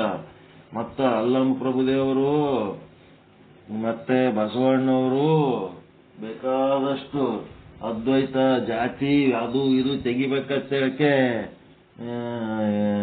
ದೊಡ್ಡ ದೊಡ್ಡ ಮಾತಾಡಿ ವಚನಗಳು ಅವು ಎಲ್ಲ ಬರೆದಿಟ್ರು. ಯಾವಾಗ ಹರಳಯ್ಯನ ಮಗನಿಗೆ, ಮದುವಯ್ಯನ ಮಗಳಿಗೆ ಹರಳಯ್ಯನ ಮಗನಿಗೆ ಮದುವೆ ಮಾಡಂತ ಒಂದು ಆ ಹುಡುಗರದ ಲವ್ ಕೇಸ್ ಯಾವಾಗ ಇವರು ಅನುಭವ ಮಂಟಪದಾಗ ಮುಂದೆ ಬಂತು, ಒಳಗಿಂದೊಳಗೆ ಅವ್ರು ಅಂಜ್ಕೊಳಕತ್ರು. ಎದಕ್ಕೆ ಅಂಜ್ಕೊಳಕತ್ರ ಅಂತಂದ್ರ ಸಮಾಜ ಆ ಮಟ್ಟದ ಪರಿಪಕ್ವತೆ ಬಂದಿಲ್ಲ. ಸಮಾಜದೊಳಗೆ ನಾವು ಒಳಗೆ ಮಾಡಿದ್ದು, ಅಂಗದಾಗ ಮಾಡಿದ್ದು, ಹೊರಗೆ ಲಿಂಗದಾಗ ಮಾಡಿದ್ದು, ಜಂಗಮಕ್ಕ ಎಲ್ಲದಕ್ಕೂ ಬೇಕಲ್ಲ. ನಾವು ಒಳಗೆ ಏನ್ ಮಾಡ್ತೀವಿ ಅದು ಹೊರಗೆ ಒಪ್ಪಿಗೆ ಆಗ್ಬೇಕಲ್ಲ. ಅದನ್ನ ಹೊರಗ ಒಳಗ ಒಂದು ಮಾಡ್ಕೋಬೇಕಾದ್ರೆ ಬಹಳ ಕಷ್ಟ ಆಗ್ತದಪ್ಪ. ನಾವು ಶರಣರ ಮಧ್ಯೆ ಮದುವೆ ಮಾಡಿದ್ರು ಸಹಿತ ಅದು ಹೊರಗೆ ಸಮಾಜ ಒಪ್ಪಂಗಿಲ್ಲ, ಬೇಡ ಅಂತೇಳಿ ಅವರು ಹಿಂದಕ್ಕೆ ತರ್ಕೊಂಡ್ಬಿಟ್ರು. ಅವ್ರು ಸಮಾನತೆ ತತ್ವ ಕೊಟ್ಟಾರ, ಬಾಯಿಲೆ ಹೇಳ್ತಾರ.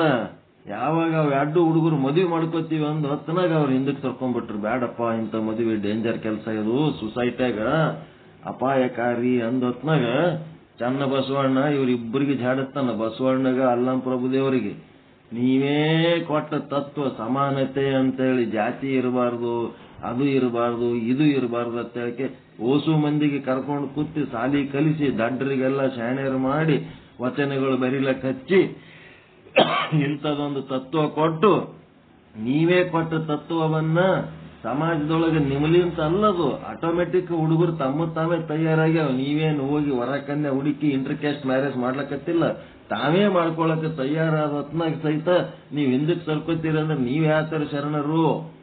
ಉಡುವಲ್ಲಿ ಉಂಬಲ್ಲಿ ಜಾತಿ ಅಳಿಯಿತೆಂಬರು. ಉಡುವಲ್ಲಿ ಉಂಡಲ್ಲಿ ಎಲ್ಲರೂ ಕೂತು ಉಣಾಗ ಊಟ ಮಾಡಾಗ ಅಡ್ಡಾಡಾಗ ಜಾತಿ ಇಲ್ಲ, ನಾವೆಲ್ಲ ಒಂದೇ ಅಂತೀರಿ. ಕೊಡುವಲ್ಲಿ ಕೊಂಬಲ್ಲಿ ಕುಲವನರಸುವಿರಿ. ನಿಮ್ಮ ನಡೆಗೆ ತಕ್ಕ ನುಡಿ, ನುಡಿಗೆ ತಕ್ಕ ನಡೆ ಇಲ್ಲದಿದ್ದಡೆ ಕೂಡಲ ಸಂಗಮ ದೇವರ ಸಾಕ್ಷಿಯಾಗಿ ಛೀ ಎಂಬೆ ಅಂತ ಜಾಡಿಸ್ಬಿಟ್ಟವ್ರಿಗೆಲ್ಲ. ಅವಾಗ ಬಸವಣ್ಣ ಸೈಲೆಂಟ್ ಆಗ್ಬಿಟ್ಟ. ಏನ್ ಮಾಡ್ತಿ ಮಾಡಪ್ಪ, ಬಸವಣ್ಣ ಯಾವಾಗ ಸೈಲೆಂಟ್ ಆದ ಪ್ರಭುದೇವರು ಶೂನ್ಯ ಪೀಠ ಬಿಟ್ಟು ಕೆಳಗಿಳಿದು ಬಿಟ್ಟು ಮುಗೀತು. ಬೇಡ ಇದು ಮುಂದೆ ಅಪಾಯ ಅದ, ಇದು ಇಂಟರ್ ಕ್ಯಾಸ್ಟ್ ಮ್ಯಾರೇಜ್ ಮಾಡಿದ್ಮೇಲೆ ಇದು ಮುಂದೆ ಡೇಂಜರ್ ಆಗ್ತದ. ಇಲ್ಲಿ ನಾನು ಕೂತ್ರ ಇವರೆಲ್ಲರೂ ಏನ್ ಮಾಡಿದ್ರು ಅದಕ್ಕೆ ರೆಸ್ಪಾನ್ಸಿಬಲ್ ಯಾರು? ಪ್ರಭುದೇವರೇ, ಶೂನ್ಯ ಪೀಠಾಧೀಶ್ವರ.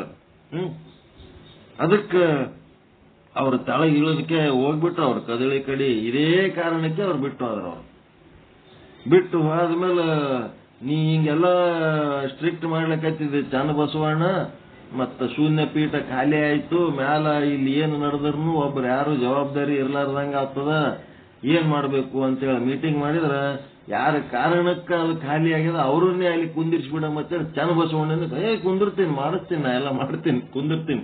ಏನು ಧೈರ್ಯ ಸಮಾಜಕ್ಕೆ ಎದುರು ಹಾಕೊಂಡು ಇಂಟರ್ ಕ್ಯಾಸ್ಟ್ ಮಾಡೋದಂತ ಧೈರ್ಯ. ಇವರೆಲ್ಲರೂ ಯಾರನ್ನ ಹೊಗಳಕತ್ತಾರ? ಬಸವಣ್ಣನ ಹೊಗಳಕತ್ತಾರ. ಬಸವಣ್ಣವ್ರು ಮಾಡಿಸಿಲ್ಲ ಇಂಟರ್ ಕ್ಯಾಸ್ಟ್ ಮ್ಯಾರೇಜು, ಚನ್ನಬಸವಣ್ಣ ಮಾಡಿಸ್ಯಾರ. ಇದು ಸ್ವಚ್ಛ ತಿಳ್ಕೋರಿ. ಚನ್ನಬಸವಣ್ಣನ ಹೆಸರು ಒಬ್ಬರು ಬಾಯಿಗಾರ ಅದ ನೋಡ್ರಿ ಎಲ್ಲರೇ. ಬಸವಣ್ಣನ ಹೊಗಳ್ತಾರ ಸುಮ್ನೆ. ಬಸವಣ್ಣ ತತ್ವ ಕೊಟ್ಟರು ಅಷ್ಟೇ. ಪ್ರಾಕ್ಟಿಕಲ್ ಎಕ್ಸಿಕ್ಯೂಷನ್ ಮಾಡಿದ ಧೈರ್ಯ ಯಾರ್ದಪ್ಪ ಅಂತಂದ್ರೆ ಚನ್ನಬಸವಣ್ಣ. ಅಲ್ಲಿ ಡೆಲ್ಲಿಯಾಗ ಕೂತು ಈ ರೋಡ್ ಅಗಲ್ ಮಾಡ್ಬೇಕಂತ ಹೇಳಕ್ಕೆ ಪ್ಲಾನಿಂಗ್ ಕಮಿಷನ್ದವರು ಒಂದು ಗೆರಿ ಎಳೆದು ಬಿಡ್ತಾರ. ಏಸೋ ಓಣಿಗಳು, ಮನಿಗಳು, ಗುಡಿಗಳು, ಮಸೀದಿಗಳು ಎಲ್ಲ ಹೊಡಿಬೇಕಾಗ್ತದ. ಅದೆಲ್ಲ ಮಾಡುವ ಸಮಯದಲ್ಲಿ ಸಮಸ್ಯೆ ಯಾರಿಗೆ ಆಗ್ತದ? ಆ ಊರು ಡಿಸಿಗೆ, ಜಿಲ್ಲಾಧಿಕಾರಿಗೆ ಆಗ್ತದ ಸಮಸ್ಯೆ. ಹಾಗೆ ಡಿಸಿ ಮಾಡ್ದಂಗ್ ಮಾಡ್ಯಾನ ಕೆಲಸ ಚನ್ನಬಸವಣ್ಣ. ಅವ್ರ ಮ್ಯಾಲ ಕೂತ್ ರೂಲ್ಸ್ ಹೇಳ್ಯಾರ. ಇಲ್ಲಿ ಮಂದಿ ಮಸೀದಿ ಹೊಡೆದ್ರೆ ಸುಮ್ಬಿಡ್ತಾರ, ಗುಡಿ ಹೊಡೆದ್ರೆ ಸುಮ್ಬಿಡ್ತಾರ, ಮನಿ ಹೊಡೆದ್ರೆ ಸುಮ್ಬಿಡ್ತಾರ. ಇಲ್ಲೊಬ್ರು ಡಾಕ್ಟರ್ ದವಾಖಾನೆ ಹೊಡೆದ್ರ 3 ಅಂತಸ್ತಿಂದ ರೋಡ್ ಅಗಲ್ ಮಾಡ್ತೀವತ್ತು. ಹೆಣ್ಮಗಳು ಪಾಪ, ಮಿಡಲ್ ಕ್ಲಾಸ್ ಹೆಣ್ಮಗಳು ಕಷ್ಟಪಟ್ಟು ದುಡಿದು 3 ಅಂತಸ್ತು ಬಿಲ್ಡಿಂಗ್ ಕಟ್ಕೊಂಡ್ರು. ಆಕೆ ಬಿಲ್ಡಿಂಗ್ ಹೊಡೆದ್ರು. ಆಕಿ ಆ ಒಡೆಯವ್ರಿಗೆ ಹೋಗಿ ಹಲ್ಲಲ್ಲೇ ಕೈಯೆಲ್ಲ ಕಚ್ಚಿಬಿಟ್ಲು. ನಾನು ಎಷ್ಟು ಕಷ್ಟಪಟ್ಟು ಕಟ್ಟಿ ನಿಮ್ಗೆ ಏನ್ ಗೊತ್ತದ? ಏನ್ ಮಾಡ್ಲಿಕ್ಕಾಗ್ತದ? ಪ್ಲಾನಿಂಗ್ ಕಮಿಷನ್ ಸರ್ಕಾರದ ಆದೇಶ ಪಾಲಿಸಬೇಕಷ್ಟೇ, ಏನು ಮಾಡ್ಲಿಕ್ಕಾಗಲ್ಲ. ಏನಾರ ಖರ್ಚು ಹೊಡಿ ಏನ್ ಬೇಕಾದ್ ಮಾಡಮ್ಮ, ನಾವೆಲ್ಲ ಟ್ರೀಟ್ಮೆಂಟ್ ತಗೊಂಡು ಗಟ್ಟಿ ಆಗ್ತೀವಿ. ನಮ್ ನೌಕರಿ ಉಳಿಸುಗಳ ಸಲುವಾಗಿ ಮೇಲಧಿಕಾರಿಗಳ ನಮ್ಮದೇನದ ಆದೇಶ ಪಾಲಿಸ್ಬೇಕಾಗ್ತದ. ನಿನ್ ಕಷ್ಟ ನಮ್ಗೆ ಅರ್ಥ ಆಗ್ತದ ಅಂತೇಳಿ ಹಿಂಗೆಲ್ಲ ಆಗ್ತಿರ್ತಾವ. ಇವೆಲ್ಲ ಗುದ್ದಾಡಿ ಮಾಡಿದವ್ರು ಯಾರು? ಚನ್ನಬಸವಣ್ಣವ್ರು. ಎಕ್ಸಿಕ್ಯೂಷನ್ ಪ್ರವರ್ಧಕ ಅಂತಾರವ್ರಿಗೆ. ಚನ್ನಬಸವಣ್ಣವ್ರು ಮಾಡ್ಯಾರತ್ ಒಬ್ರು ಹೇಳಂಗಿಲ್ಲ, ಎಲ್ಲರೂ ಬಸವಣ್ಣನ ಹೆಸರು ಹೇಳ್ತಾರ. ಅದಕ್ಕೆ ಐ ಲೈಕ್ ಚನ್ನಬಸವ. ಒಟ್ಟ ಚನ್ನಬಸವಣ್ಣಂದು ಬರಂಗಿಲ್ರಿ. ಎಲ್ಲಾನು ಮಾಡಿದ ಚನ್ನಬಸವಣ್ಣನೇ ಅದನ್ನ ಗುದ್ದಾಡಿ ಎಲ್ಲೆಲ್ಲೋ ಹೋಗಿ ಯಾರ್ಯಾರಿಗೋ ಕರ್ಕೊಂಬಂದು ಏನೇನೋ ಲಿಂಗ ಕಟ್ಟೋದು, ದೀಕ್ಷೆ ಕೊಡೋದು, ಒಂಥರ ಅಲ್ಲಿ ಅರಿವಿನ ಮನೆಯೊಳಗ ಒಂದು ಜಂಗಮ ಮೂರ್ತಿ, ಗುರು ಮೂರ್ತಿಯಾಗಿ ಸ್ವಚ್ಛ ಇರೋವನೇ ಚನ್ನಬಸವಣ್ಣ. ಎಲ್ಲಾನು ಜಗತ್ತಿನ ಎಲ್ಲಾ ವಿಷಯಗಳನ್ನ 24 ವಯಸ್ಸಿನಾಗೆ ನೋಡಿ ಎಲ್ಲವನ್ನ ತನ್ನ ವಚನದಾಗ ಬರೆದಿಟ್ಟಾನ. ಎಂತ ಶಕ್ತಿ, ಎಂತ ಸಾಮರ್ಥ್ಯ.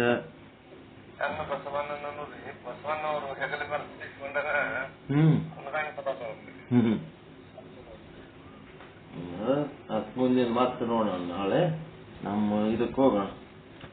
ಎದಕ್ಕೆ ಹೋಗ್ಬೇಕು? ವಿಚಾರ ಸಾಗರಕ್ಕೆ ಹೋಗೋಣ.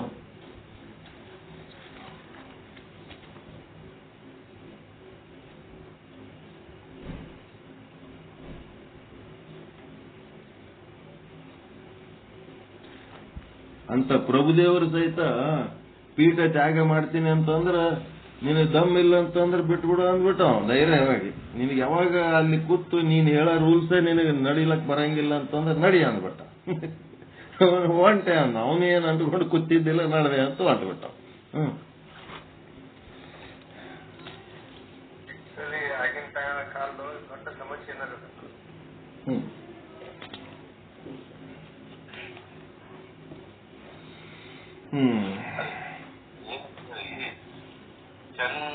ಚೆನ್ನ ಬಸವಣ್ಣ ಮಾಡಿದ್ದು ಎಲ್ಲ ಬಸವಣ್ಣ ಮಾಡಿದಂತೆ ಚೆನ್ನ ಅನ್ನೋದು ಹೋಗ್ಬಿಟ್ಟದು. ಎಲ್ಲ ಬಸವಣ್ಣ ಮಾಡಿದ ಪ್ರಚಾರ ಆಗಿಬಿಟ್ಟದ. ಹಿಂಗಾಗಿ ಸುಮ್ಮನೆ ಪೂರ ತಿಳ್ಕೊಳ್ಳಾರ್ದು ಏನೇನೋ ಮಾಡ್ತಿರ್ತಾರೋ ಮಾಡ್ರಪ್ಪ ಅನ್ನೋದು. ಯಾಕಂದ್ರ ನಾವು ಯಾವುದೇ ಮಾಡಿದ್ದರಿಂದ ಪ್ರಾಮಾಣಿಕವಾದಂತ ಒಂದು ಸರಿಯಾದ ಸಾಧನೆ, ಸರಿಯಾದ ಅಧ್ಯಯನ, ಅದಕ್ಕೆ ಮೂಲ ಆಧಾರ ಎಲ್ಲ ಸರಿಯಾಗಿ ಇತ್ತು ಅಂತಂದ್ರೆ ಅದು ಸಕ್ಸಸ್ ಆಗ್ತದೆ. ಸುಮ್ ನಮ್ ತಲೆಗೆ ಬಂದಿದ್ದೆ ನಾವು ಸಕ್ಸಸ್ ಮಾಡ್ಲಕ್ ಹೋಗ್ತೀವಿ ಅಂತಂದ್ರೆ ಆಗಂಗಿಲ್ಲ. ಆಕ್ಚುಲ್ ಚನ್ನಬಸವಣ್ಣಂದೇ ಸಾಧನೆ ಬಹಳ ದೊಡ್ಡದು ಈ ಎಲ್ಲಾ ಚರಣರೊಳಗ. ಅವನು ಈಗ ಏನು ವಿಷಯ ಬರ್ತಾರೆ ಗುರುಗಳ, ಇದು ಯಾವ ವಚನದ ಗುರುಗಳ? ಇದು ಏನ್ ವಚನ? ಯಾವ ವಿಷಯ ರೀ? ಅಲ್ಲಲ್ಲ, ಈಗ ಈ ಟೈಪ್ ಈಗ ಸಂದರ್ಭ ಬರ್ತಲ್ರಿ ವಿಷಯ, ಯಾವ ವಚನ ಹೊಂದಿರ್ಬೇಕಲ್ರಿ ಇದು? ಅದೇ ನಡೆ ಉಡುವಲ್ಲಿ ಉಣುವಲ್ಲಿ ಕ್ರಿ ಅಳಿಯಿತೆಂಬರು. ಈಗ ಮದುವೆ ಮಾಡ್ಕೊಳ್ಳೋ ಚನ್ನಬಸವಣ್ಣಂದು ಕತಿ ಓದ್ರಿ, ಚರಿತ್ರೆ ಒಳಗೆ ಬರ್ತದ. ಇಂಟರ್ಕ್ಯಾಸ್ಟ್ ಮ್ಯಾರೇಜ್ ಮಾಡ್ಕೊಳಕ ಅವ್ರೆಲ್ಲ ತಯಾರಾದ್ನಾಗ ನೀ ಕೊಟ್ಟ ರೂಲ್ಸ್ಗೆ ನೀನೇ ಬ್ಯಾಡ ಅಂತಿದಲ್ಲ ಬಸವಣ್ಣ ಅಂತ ಚರಿತ್ರೆ ಒಳಗೆ ಬರ್ತಾವ.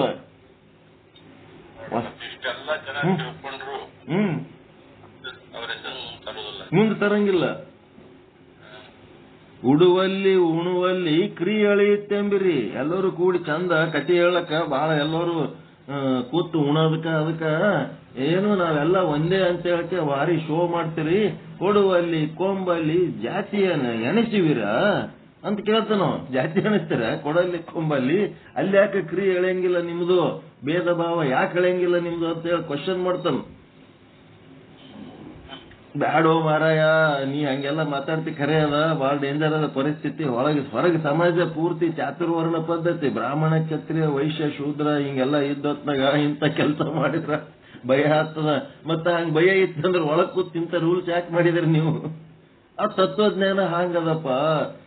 ಬ್ರಹ್ಮ ಒಬ್ಬನೇ ಅದನ, ಅವನಿಗೆ ಯಾವ ಜಾತಿ ಪಾತಿ ಏನೂ ಇಲ್ಲ. ತತ್ವ ಹೇಳ್ಬೇಕು, ಆಗಮಗಳು ಹೇಳ್ಬೇಕು, ವೇದಗಳು ಹೇಳ್ಬೇಕಂದ್ರ ಅವೆಲ್ಲ ಹೇಳ್ತಾವ. ಯಾವ ಜಾತಿನೂ ಹೇಳಂಗಿಲ್ಲವು. ನಾವು ಮಾಡ್ಕೊಂಡು ಹೋಗವ ಇವೆಲ್ಲ ಜಾತಿಗಳು. ಆದ್ರ ಹೊರಗಿರೋದು ಈ ಜಾತಿ ಪದ್ಧತಿಯ ಮಂದಿ ಬಹಳ ಸ್ಟ್ರಾಂಗ್ ಅದ ಅಂತೇಳಿ ಅದೆಲ್ಲ ಹೇಳಿ ಅದು ಯಾವಾಗ ಇಂಟರ್ಕ್ಯಾಸ್ಟ್ ಮ್ಯಾರೇಜ್ ಮಾಡ್ಬೇಕಂತಾರ ಅವಾಗ ಅವ್ರಿಗೆ ಅಂಜಿಕೆ ಬರ್ತದ.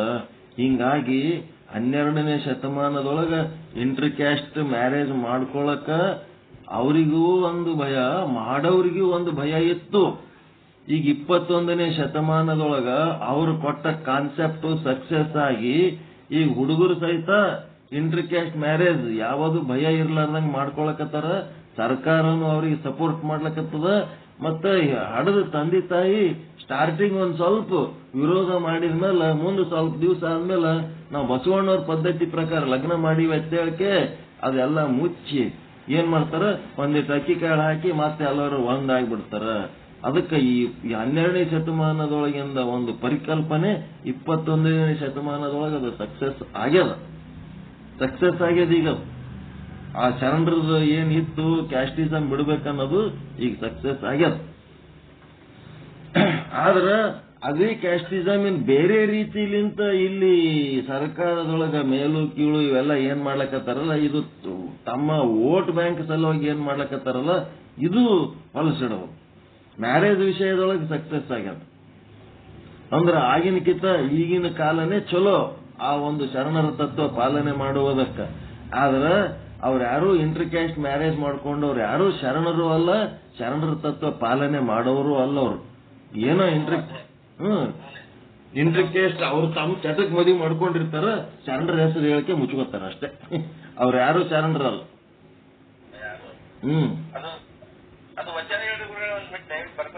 ಯಾವ್ದ್ರಿ? ಯಾವ ವಚನ? ಈಗ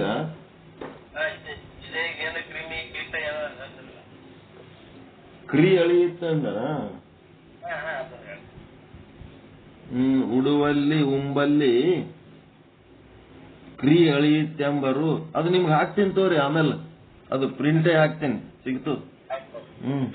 ಉಡುವಲ್ಲಿ ಉಂಬಲ್ಲಿ ಕ್ರಿ ಅಳಿಯುತ್ತೆಂಬರು. ಕ್ರಿ ಅಂದ್ರೆ ಭೇದ ಭಾವ. ಕೊಡುವಲ್ಲಿ ಕೊಂಬಲ್ಲಿ ಜಾತಿಯ ನೆನೆಸುವಿರ ಅಂತ.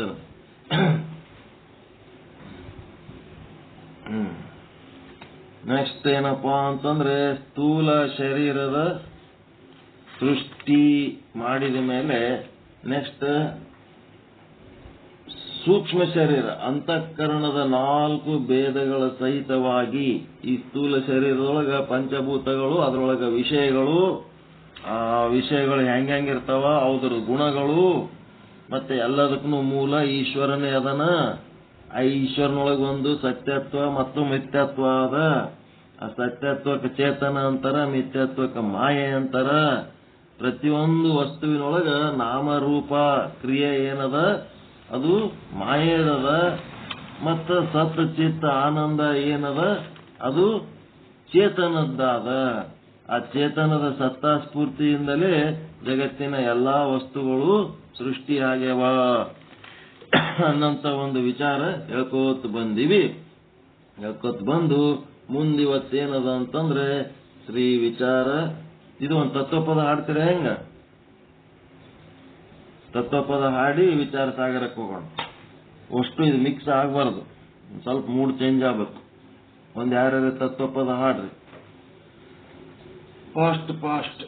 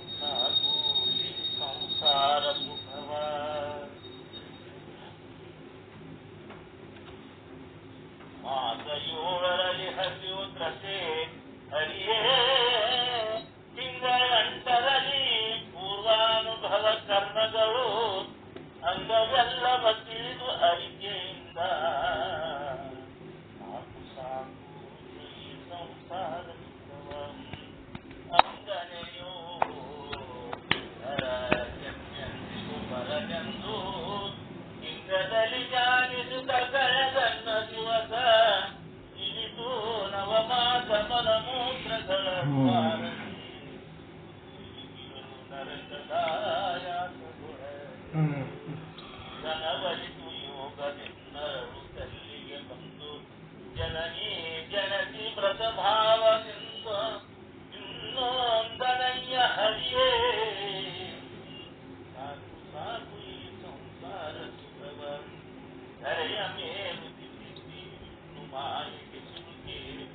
ಮರವನಿಗೆ ಹಸಿದು ನೀರಡಿಸಿ ಬೇಗ ಬರಲಿ ಕಂದೆಯದು ಗೋಳಿಟ್ಟು ಪ್ರಪಂಚವಿದು ಸ್ಥಿರವೆಂದು ನಂಬಿ ನಾವುಳಾಗೆ ಹರಿಯೇ ಸುಖನ ದೊರಿರಲು ನೊಣ ಮುಸುಕಲದರಿಂದಳಲು ಹಸಿದ ನೀಯಂದು ಕನವ ಕೊಡುವರು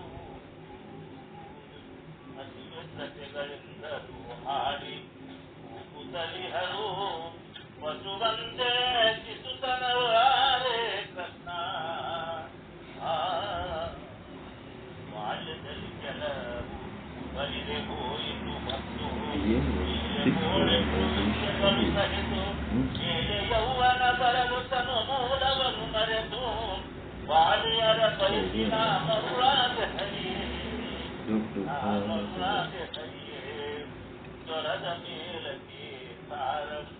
ಜ್ವರದ ಮೇಲತಿ ಸಾರ ಸಂತೊಂದದಲ್ಲಿ ನಿರತ ಕಾಮ ಕ್ರೋಧ ವಿಜಯಂಗಳಲ್ಲಿ ಕರುಣೆಯರೊಳಗುಡುವೆ ಬಂಗಾರ ಬೇಕೆಂದನುತ ಪರಸೀಮೆಯೊಳು ನಾನು ಕಡು ನಂದಿನಯ್ಯ ಸಾಕು ಸಾಕು ಈ ಸಂಸಾರ ಸುಖವ ಚಿಟ್ಟತನದಲ್ಲಿ ಗಳಿಸಿ ತರುವಾಗ ತಿಳಿಸಿದರು ಕಟ್ಟಿಕೊಂಡರು ತನು ಬಿಟ್ಟ ಬಳಿಕ ಕಟ್ಟಿಕೊಂಡಳು ತಹೋ ಎಂದು ಗೋಳಿಲು ತಂದಿ ಕೂಡದಲ್ಲಿ ಸಿದ್ಧಿಹರು ಹರಿಯೇ ಸತ್ತ ವೈದಿಗಳ ಲೇಖ ಸುಟ್ಟು ಬಂಧುಗಳೆಲ್ಲ ಸ್ವತ್ತವೀ ಹೋಯಿತು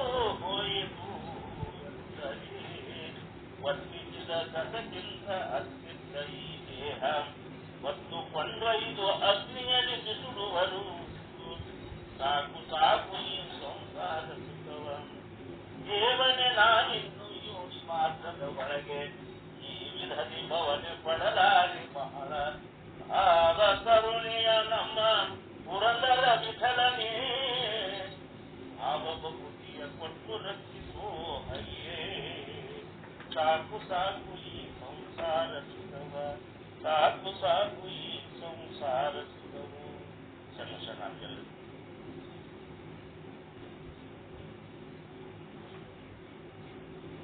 ಇದುವರೆಗೆ ಸುಂದರವಾಗಿ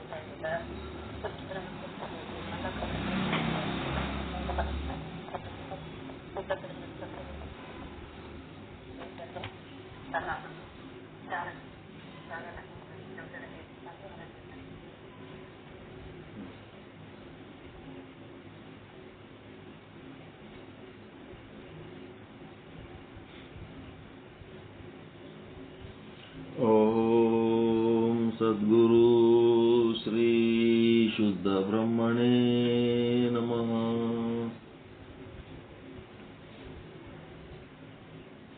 ಓಂ ಸದ್ಗುರು ಶ್ರೀ ಪಂಡಿತ ಪೀತಾಂಬರಜಿಯೇ ನಮಃ. ಓಂ ಸದ್ಗುರು ಶ್ರೀ ಸಾಧು ನಿಶ್ಚಲದಾಸಜಿಯೇ ನಮಃ.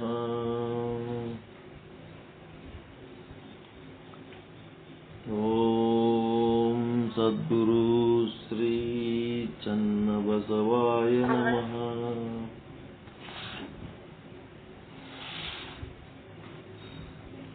ಓಂ ಸದ್ಗುರು ಶ್ರೀ ಶುದ್ಧ ಬ್ರಹ್ಮಣೇ ನಮಃ. ಓಂ ಸದ್ಗುರು ಶ್ರೀ ಪಂಡಿತ ಪೀತಾಂಬರಜಿಯೇ ನಮಃ. ಓಂ ಸದ್ಗುರು ಶ್ರೀ ಸಾಧು ನಿಶ್ಚಲದಾಸಜಿಯೇ ನಮಃ. ಓಂ ಸದ್ಗುರು ಶ್ರೀ ಚನ್ನಬಸವೇಶ್ವರಾಯ ನಮಃ.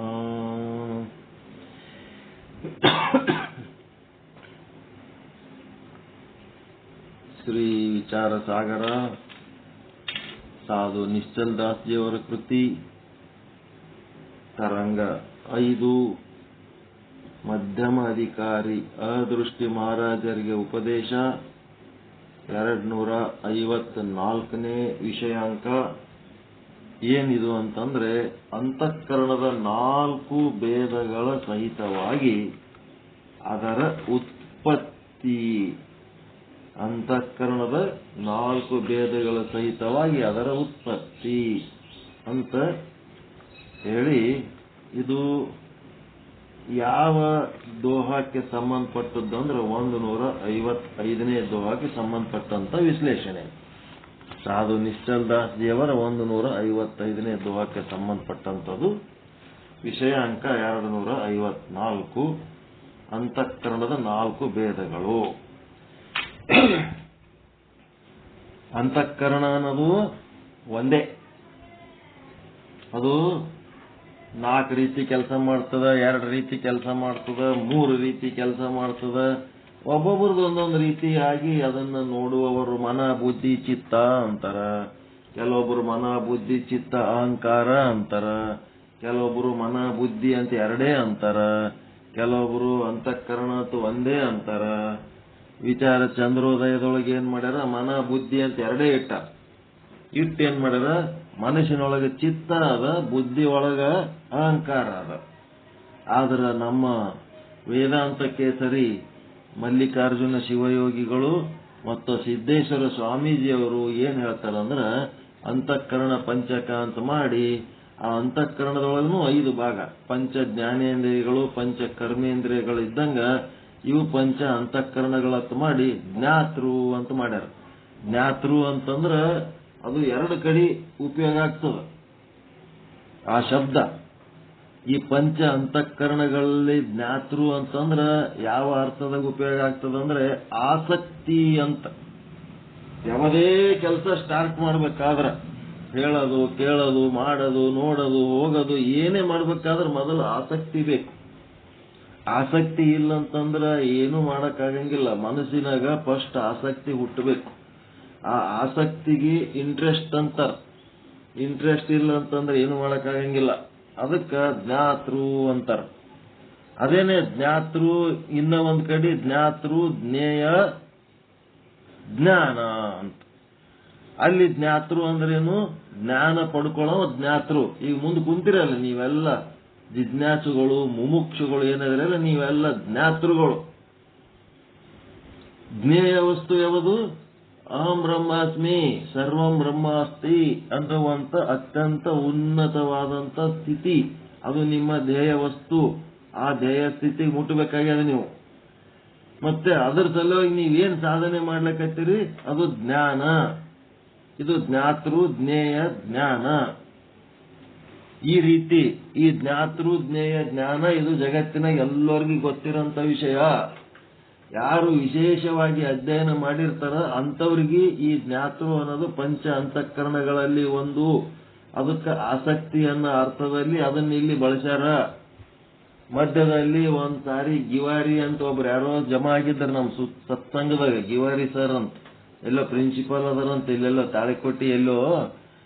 ಜ್ಞಾತೃ ಅಂತಂದ್ರ ಈ ಜ್ಞಾನವನ್ನ ಪಡ್ಕೊಳ್ಳಂತವ್ರಿಗೆ ಜ್ಞಾತೃ ಅಂತಾರ. ನೀವು ಜ್ಞಾತೃ ಅಂದ್ರೆ ಆಸಕ್ತಿ ಅಂತ ಹೇಳಿರಿ, ಹಿಂಗಾಗಿ ನಮಗಿದು ಸರಿ ಹೋಗಂಗಿಲ್ಲ ಈ ಶಬ್ದ ಅರ್ಥ ಅಂತೇಳಿ ಅವರು ಸತ್ಸಂಗಕ್ಕೆ ಬರೋದೇ ಬಿಟ್ರು ಇಂಥದೊಂದು ಸಣ್ಣ ಶಬ್ದಕ್ಕೆ. ಆದ್ರೆ ಆ ಶಬ್ದಕ್ಕೆ ಪೂರ ಅರ್ಥ ಸಮೇತವಾದಂತ ಒಂದು ಹಿಂದೆ ನನಗೇನದ, ಸುಮ್ಮನೆ ಆ ಶಬ್ದನ ಬಳಸಿಲ್ಲ. ಆ ಶಬ್ದ ಬಳಸೋದಕ್ಕೆ ಹಿಂದೆ ನನಗ ಸಾಹಿತ್ಯದ ಆಧಾರ ಅದ. ಯಾರ್ದು ಮುಲಾಜಿ ಮಾಡ್ಕೊಂಡು ನಾನು ಬಳಸೋದು ಬಿಡೋದು ಬೇಕಾಗಿಲ್ಲ. ನನಗೆ ಸಾಹಿತ್ಯದ ಆಧಾರ ಇಟ್ಕೊಂಡು ವೇದಾಂತ ಕೇಸರಿ ಅಲ್ಲಿ ಮಲ್ಲಿಕಾರ್ಜುನ ಶಾಸ್ತ್ರಿಗಳು ಸಿದ್ದೇಶ್ವರ ಸ್ವಾಮೀಜಿಯವರ ಗುರುಗಳು ಬಳಸಿದ ಶಬ್ದ ಅದು. ಆ ವಿಧಾನ ಮಾಡಿದ್ದು. ಆ ವಿಧಾನದ ಪ್ರಕಾರ ನಾನು ಜ್ಞಾತೃ ಅಂತ ಬಳಸ್ತೀನಿ. ಒಂದೇ ಒಂದು ಅಂತಃಕರಣ, ಸ್ಥೂಲ ಶರೀರ ಹೆಂಗ್ ಒಂದೇ ಅದ, ಸೂಕ್ಷ್ಮ ಶರೀರನು ಒಂದೇ ಅದ.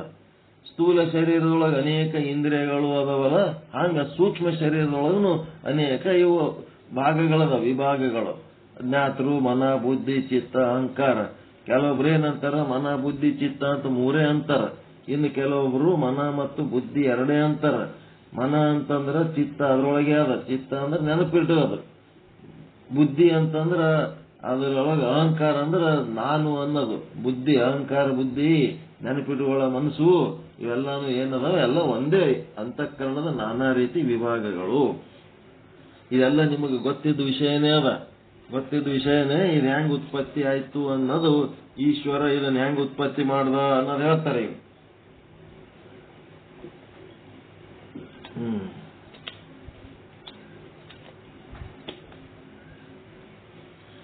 ಇಲ್ಲಿಯ ತನಕ ಕೇವಲ 5 ಭೂತಗಳ ಉತ್ಪತ್ತಿ ಬಗ್ಗೆ ಹೇಳಿದ್ದಾಯಿತು, ಪಂಚಭೂತಗಳು. ಇನ್ನು ಮುಂದೆ ಅಂತಃಕರಣದ 4 ಭೇದಗಳು, ಮನ, ಬುದ್ಧಿ, ಚಿತ್ತ, ಅಹಂಕಾರ ಸಹಿತವಾಗಿ ಅದರ ಉತ್ಪತ್ತಿಯನ್ನು ಪ್ರತಿಪಾದನೆ ಮಾಡುತ್ತಿದ್ದಾರೆ. ವಿಚಾರ ಚಂದ್ರೋದಯದಾಗ 2 ಅದಾವ, ವಿಚಾರ ಸಾಗರದಾಗ 4 ಹೇಳಕತ್ತಾರ. ಹಿಂಗಾಗಿ ಒಮ್ಮತ ಇಲ್ಲ ಈ ವಿಷಯದಲ್ಲಿ. ಅದಕ್ಕಲ್ಲಿ 2 ಹೇಳಿರಿ, 4 ಹೇಳಿರಿ, ಮತ್ತೊಂದ್ ಕಡೆ 5 ಹೇಳ್ತೀರಿ, ಇವೆಲ್ಲ ಏನ್ರಿ ಅಂತಂದ್ರೆ ಒಮ್ಮತ ಇಲ್ಲ. ಅದು ಅಂತಃಕರಣ ಅನ್ನೋದು ಒಂದೇ. ಅವರವರ ಅನುಭವಕ್ಕೆ ತಕ್ಕಂತೆ ಅವರವ್ರ ವಿಶ್ಲೇಷಣೆ ಮಾಡಿರ್ತಾರ. ನಾವು ಓಸೋ ರೀತಿ ನಿಮಗೆ ಹೇಳಿರ್ತೀವಿ, ನಿಮಗೆ ಯಾವಾಗ ಸರಿ ಅನ್ನಿಸ್ತದ ಅದು ಇಟ್ಕೊಳ್ರಿ, ಸರಿ ಅನ್ನೋದು ಬಿಟ್ಬಿಡ್ರಿ ಅಷ್ಟೇ. ಪಂಚ ಅಂತಃಕರಣದ 4 ಭೇದಗಳು, ಮನ, ಬುದ್ಧಿ, ಚಿತ್ತ, ಅಹಂಕಾರ ಸಹಿತವಾಗಿ ಅದರ ಉತ್ಪತ್ತಿಯ ಪ್ರತಿಪಾದನೆ ಮಾಡುತ್ತಿದ್ದಾರೆ. ಸಹಿತವಾಗಿ ಅಂದ್ರೇನು, ಮನ ಅಂದ್ರೇನು, ಬುದ್ಧಿ ಅಂದ್ರೇನು, ಚಿತ್ತ ಅಂದ್ರೇನು, ಅಹಂಕಾರ ಅಂದ್ರೇನು ಅಂತ ತಿಳಿಸಿ ಅವು ಹ್ಯಾಂಗ್ ಉತ್ಪತ್ತಿ ಆದವು ಅನ್ನೋದು ಹೇಳ. ಪಂಚಭೂತಗಳ ಸತ್ವಗುಣದ ಅಂಶ, ಇದೇನೇ ಇರಲಿ ಒಂದು ಇಂಪಾರ್ಟೆಂಟ್ ಪಾಯಿಂಟ್ ಏನ್ ತಿಳ್ಕೊಬೇಕಂದ್ರ, ನೀವು ಏನಾರೆ ಬಿಸಿ ಐಟಮ್ಗಳು ಬಜಾರ್ಲಿಂತ ತರಬೇಕಾದ್ರ ಪ್ಲಾಸ್ಟಿಕ್ನಾಗ ಕಟ್ಟಿ ಕೊಡ್ತಾರ. ಅವು ಪ್ಲಾಸ್ಟಿಕ್ ಕರಗಿ ಅದ್ರೊಳಗ ಕರಗಿ ಆ ಪ್ಲಾಸ್ಟಿಕ್ ಏನಾಗ್ತದ ಆ ಆಹಾರ ಪದಾರ್ಥದೊಳಗ ಬೆರ್ತು ಬಿಡ್ತದದು, ಕರಗ್ತದಿಲ್ರಿ. ಬಿಸಿ ಬಂತಂದ್ರ ಬಿಸಿ ಪದಾರ್ಥಗಳು ಕರಗ್ತಾವಿಲ್ಲ.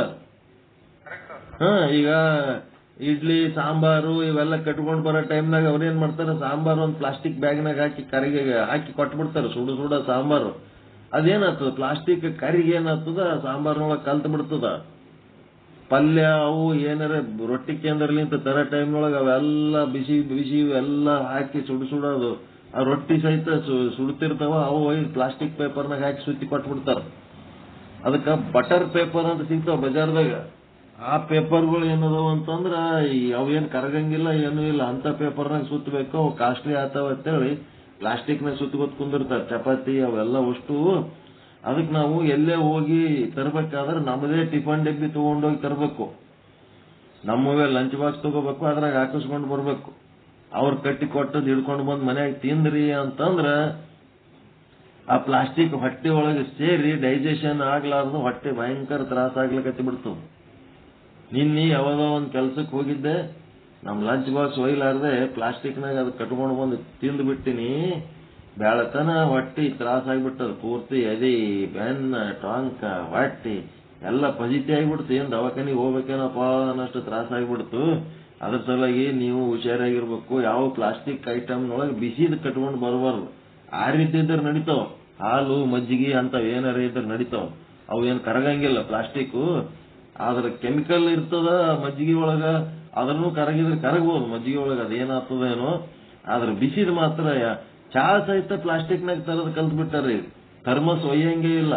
ಒಂದು 4-5 ಕಪ್ ಚಹಾ ಪ್ಲಾಸ್ಟಿಕ್ನಾಗ ಹಾಕಿ ಕಟ್ಟಿ ಒಂದು 4-5 ಪೇಪರ್ ಕಪ್ ಕೊಟ್ಟು ಬಿಡ್ತಾರೆ. ಅದು ತಂದಕ್ಕೆ ಹಾಕೊಂಡು ಕುಡಿತಾವ. ಅದೆಲ್ಲ ಆರೋಗ್ಯ ಕೆಡ್ತದ ನೋಡ್ರಿ. ಯಾಕೆ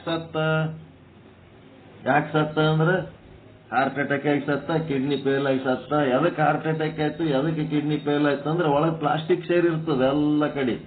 ಆ ಸೇರಿದ ಪ್ಲಾಸ್ಟಿಕ್ ನಿಂತ ಮತ್ತೆ ಅದು ಎಲ್ಲೋ ಒಂದ್ ಕಡೆ ಬ್ಲಾಕ್ ಆಗಿ ಸಾಯ್ತಾರ ಅಷ್ಟೇ.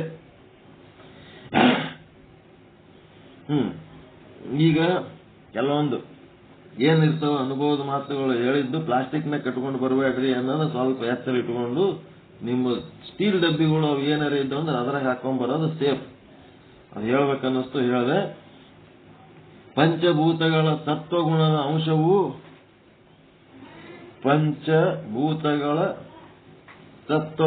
ಅಂಶವು ಕೂಡುವುದರಿಂದ ಅಂದ್ರೆ ಅಂತಃಕರಣ ಹುಟ್ಟಿತು.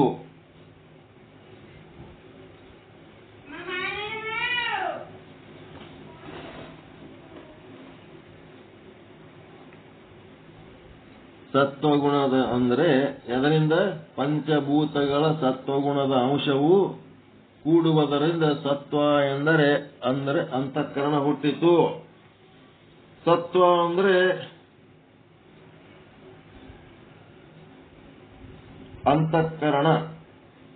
ಪ್ರತಿಯೊಂದು ಭೂತಗಳಲ್ಲಿ ಸತ್ವ ರಜ ತಮ 3 ಗುಣಗಳಿರುತ್ತವೆ. ಪ್ರತಿಯೊಂದು ಭೂತಗಳಲ್ಲಿ 3 ಗುಣಗಳಿರ್ತವ. ಆದರೆ ಆ 5 ಭೂತಗಳಲ್ಲಿನ ಸತ್ವ ಗುಣದ ಅಂಶಗಳು ಅಂತಃಕರಣದ ಉತ್ಪತ್ತಿಯನ್ನು ಮಾಡಿದವು.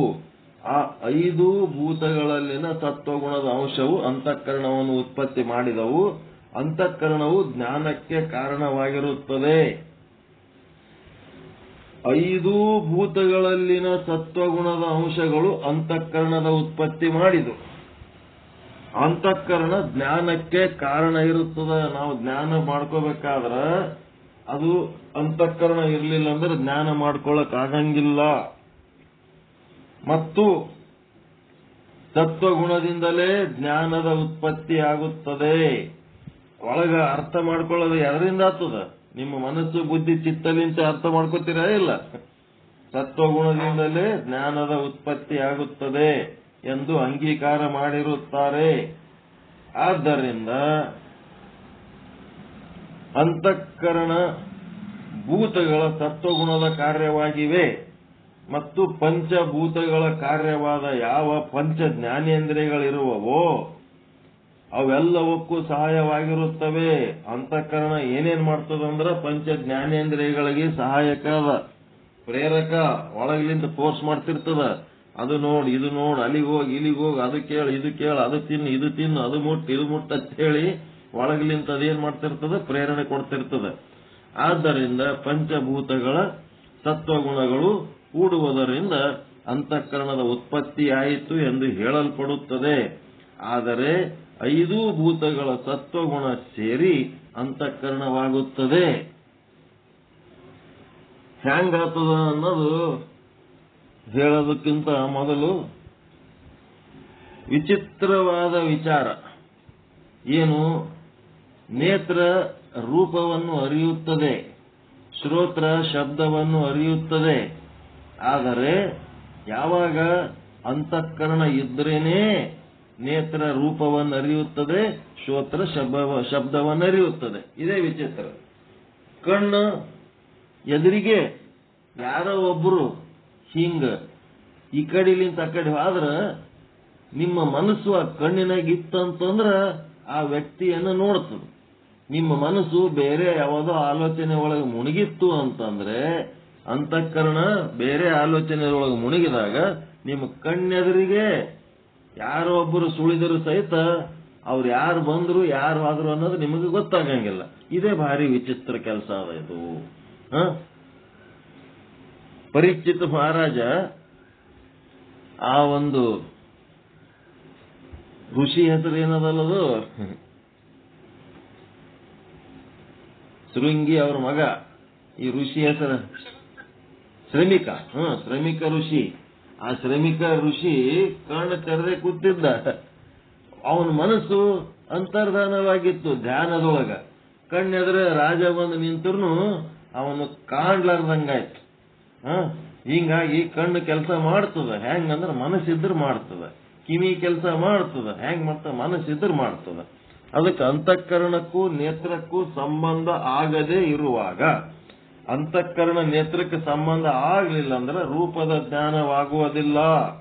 ಅದೇ ರೀತಿ ಪಂಚ ಇಂದ್ರಿಯಗಳು ಪ್ರತ್ಯೇಕವಾಗಿ ಒಂದೊಂದೇ ವಿಷಯ ಗ್ರಹಣಕ್ಕೆ ಕಾರಣವಾದರೆ ಅಸಾಧಾರಣ ಅಂತಃಕರಣವು ಎಲ್ಲಕ್ಕೂ ಕಾರಣವಾಗಿದೆ. ಎಲ್ಲ 5ಕ್ಕೂ ಅಂತಃಕರಣ ಏನ್ ಮಾಡ್ಯದ?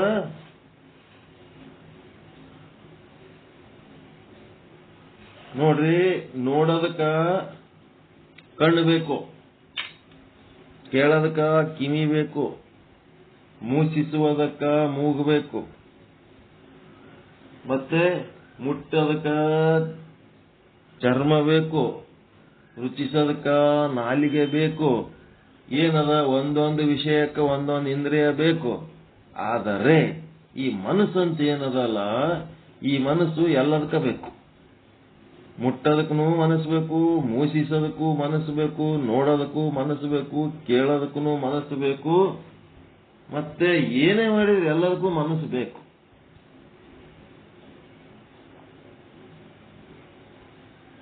ಅದಕ್ಕೆ ಏನಂತಾರೆ ಇಲ್ಲಿ,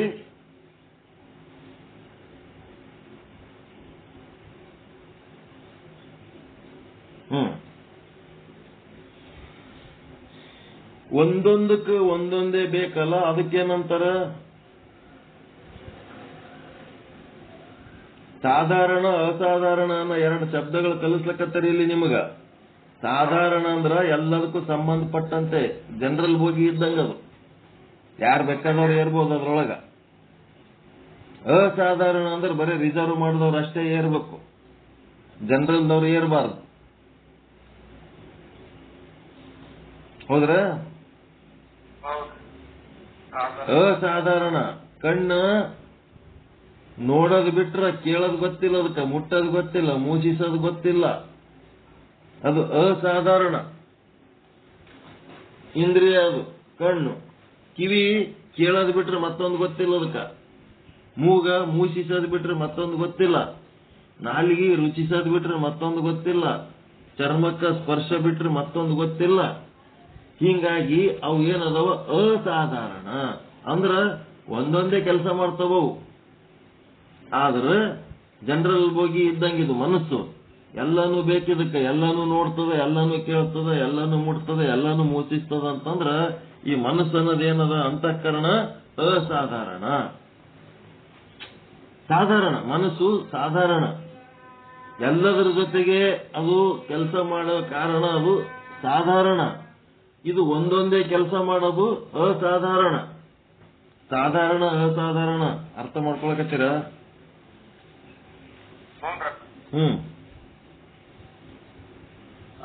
ಸಾಧಾರಣ ಇಂದ್ರಿಯ,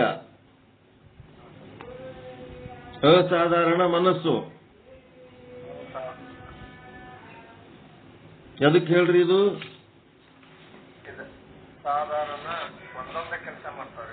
ಎಲ್ಲ ತಪ್ಪ ಹೇಳಕತ್ತೀನಿ, ಮತ್ತೆ ತಪ್ಪ ಹೇಳಕತ್ತೀನಿ ನಾನು. ಯಾಕೇನು ಸಾಧಾರಣ ಅಂತಂದ್ರೆ ಮನಸ್ಸು, ಅಸಾಧಾರಣ ಅಂದ್ರೆ ಇಂದ್ರಿಯ. ಸಾಧಾರಣ ಅಂತಂದ್ರೆ ಮನಸ್ಸು, ಸಾಧಾರಣ ಅಂದ್ರೆ ಎಲ್ಲದಕ್ಕೂ ಸಂಬಂಧಪಟ್ಟದ್ದು. ಅಸಾಧಾರಣ ಅಂದ್ರೆ ಇಂದ್ರಿಯ. ಇಂದ್ರಿಯಗಳು ಒಂದೊಂದು ಇಂದ್ರಿಯಗಳು ಒಂದೊಂದೇ ವಿಷಯಕ್ಕೆ ಸಂಬಂಧಪಟ್ಟವ. ಅದರ ಸಲುವಾಗಿ ಒಂದೊಂದೇ ವಿಷಯಕ್ಕ ಒಂದೊಂದು ಇಂದ್ರಿಯಗಳು ಸಂಬಂಧಪಟ್ಟದಕ್ಕ ಅವಕ್ಕೇನಂತಾರ? ಅಸಾಧಾರಣ ಅಂತಾರ ಅವಕ್ಕ.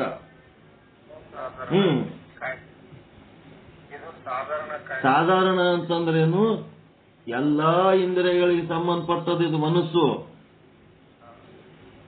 ಇದಕ್ಕೇನಂತಾರ? ಸಾಧಾರಣ ಅಂತಾರ. ತಿಳಿತ್ರ? ಇಂದ್ರಿಯ ಅಂತಂದ್ರ ಒಂದೊಂದು ವಿಷಯಕ್ಕೆ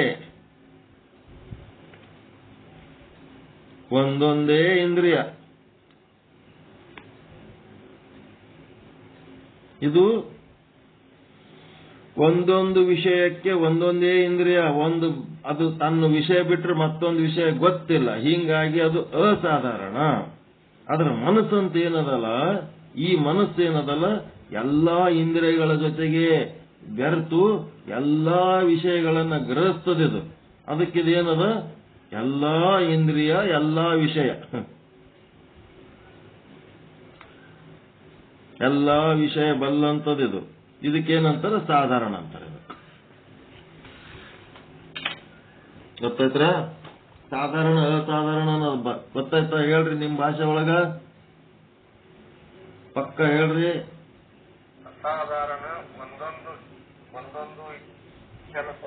ಒಂದೊಂದು ವಿಷಯಗಳನ್ನ ಗ್ರಹಿಸುವುದಕ್ಕ ಒಂದೊಂದು ಇಂದ್ರಿಯಗಳು ಬಳಕೆಯಾಗುವುದರಿಂದ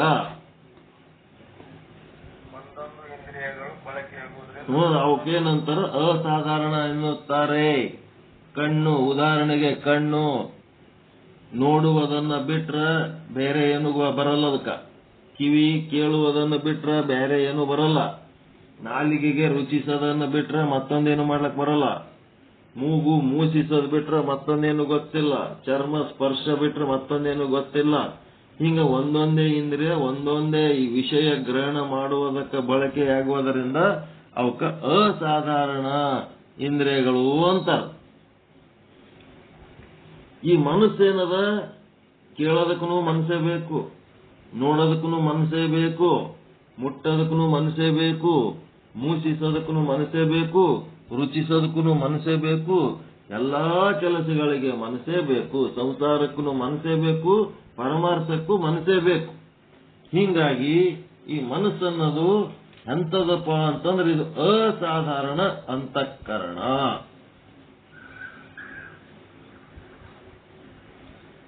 ಅದಕ್ಕೆ ಅಸಾಧಾರಣ ಅಂತಃಕರಣ, ಸಾಧಾರಣ ಇಂದ್ರಿಯ ಹಿಂಗ್ ತಿಳ್ಕೊಂಡ್ಬಿಡ್ಬೇಕು. ಸಾಧಾರಣ ಇಂದ್ರಿಯ, ಅಸಾಧಾರಣ ಅಂತಃಕರಣ ಹಿಂಗ್ ಅಂದ್ಬಿಟ್ರೆ ಅಂದ್ರೆ ಬರಬ್ಬರಿ ಆಗ್ತದೆ. ಎಲ್ಲದಕ್ಕೂ ಬೇಕು.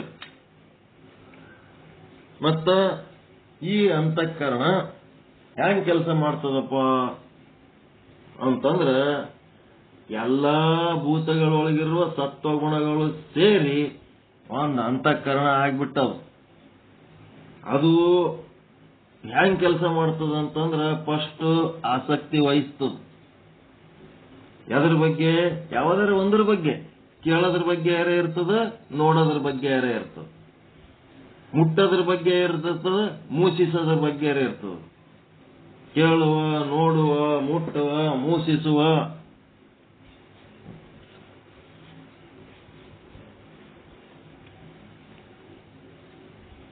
ಮತ್ತೆ ರುಚಿಸುವ, ಎಲ್ಲದ್ರ ಬಗ್ಗೆ ಒಂದು ಸಾರಿ ಆಸಕ್ತಿ ವಹಿಸುವಾಗ ಇನ್ನೊಂದು ಮಾಡಂಗಿಲ್ಲದು. ಒಂದು ಸಾರಿ ಒಂದೇ ಕೆಲಸ ಮಾಡ್ತದ.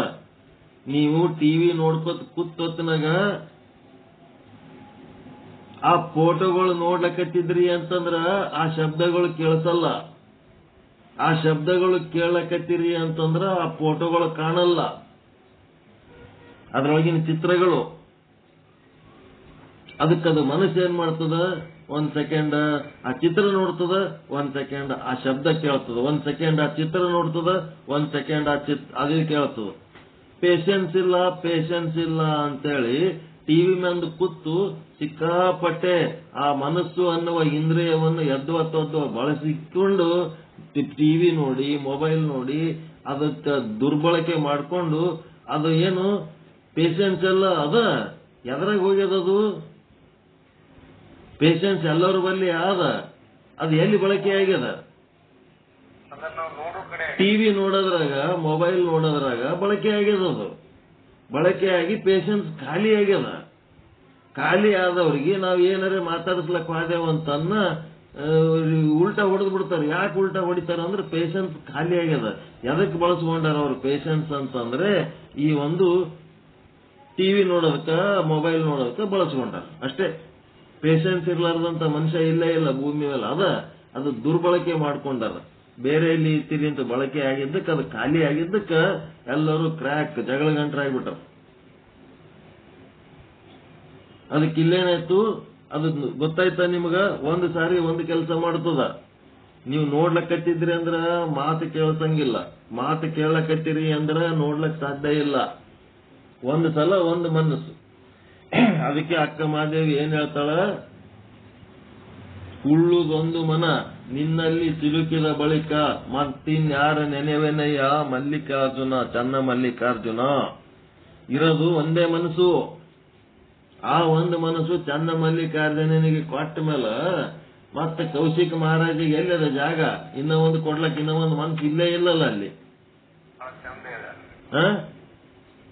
ಯಾವಾಗ ಇರೋದೇ ಒಂದೇ ಮನಸ್ಸದ, ಅದು ಚನ್ನ ಮಲ್ಲಿಕಾರ್ಜುನಿಗೆ ಕೊಟ್ಟ ಮೇಲೆ ಕೌಶಿಕಿಗೆ ಎಲ್ಲಿ ಕೊಡ್ಲಿ ನಾನು?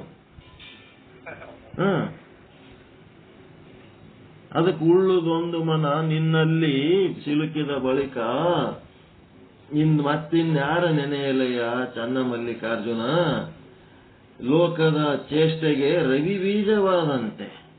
ಇಡೀ ಜಗತ್ತಿನ ಎಲ್ಲಾ ಜೀವಿಗಳು ಎಚ್ಚರಾಗಿ ಜಗತ್ತಿನ ಕೆಲಸಗಳು ಚಟುವಟಿಕೆಗಳು ಚಾಲು ಆಗ್ಬೇಕಂತಂದ್ರ ಆ ಚಟುವಟಿಕೆಯ ಮೂಲ ಬೀಜ ಯಾವುದು? ರವಿ, ಸೂರ್ಯ ಒಬ್ಬನೇ. ಸೂರ್ಯ ಒಬ್ಬನು ಆಕಾಶದಾಗ ಮೂಡಿದ್ನಂತಂದ್ರ 84 ಲಕ್ಷ ಜೀವರಾಶಿಗಳು ಕೆಲಸ ಮಾಡ್ಲಿಕ್ಕೆ ಹಚ್ಬಿಡ್ತಾವ. ಅವ ಒಬ್ಬನೇ ಸೂರ್ಯ, ಇನ್ನೊಬ್ಬ ಸೂರ್ಯ ಇಲ್ಲ. ಹಂಗ ನನ್ನ ಬಲ್ಲಿನೂ ಒಂದೇ ಮನಸ್ಸದ. ಅದೊಂದು ಮನಸ್ಸು ನಿನಗೆ ಕೊಟ್ಟ ಮೇಲೆ ಮತ್ತಿನ್ ಯಾರಿಗೆ ಏನ್ ಕೊಡ್ಲು ಯಪ್ಪ, ನನ್ ಬಲ್ಲಿ ಕೊಡ್ಲಕ್ಕೆ ಏನಿಲ್ಲ ಅಂತಾಳಕ್ಕೆ. ಅದಕ್ಕ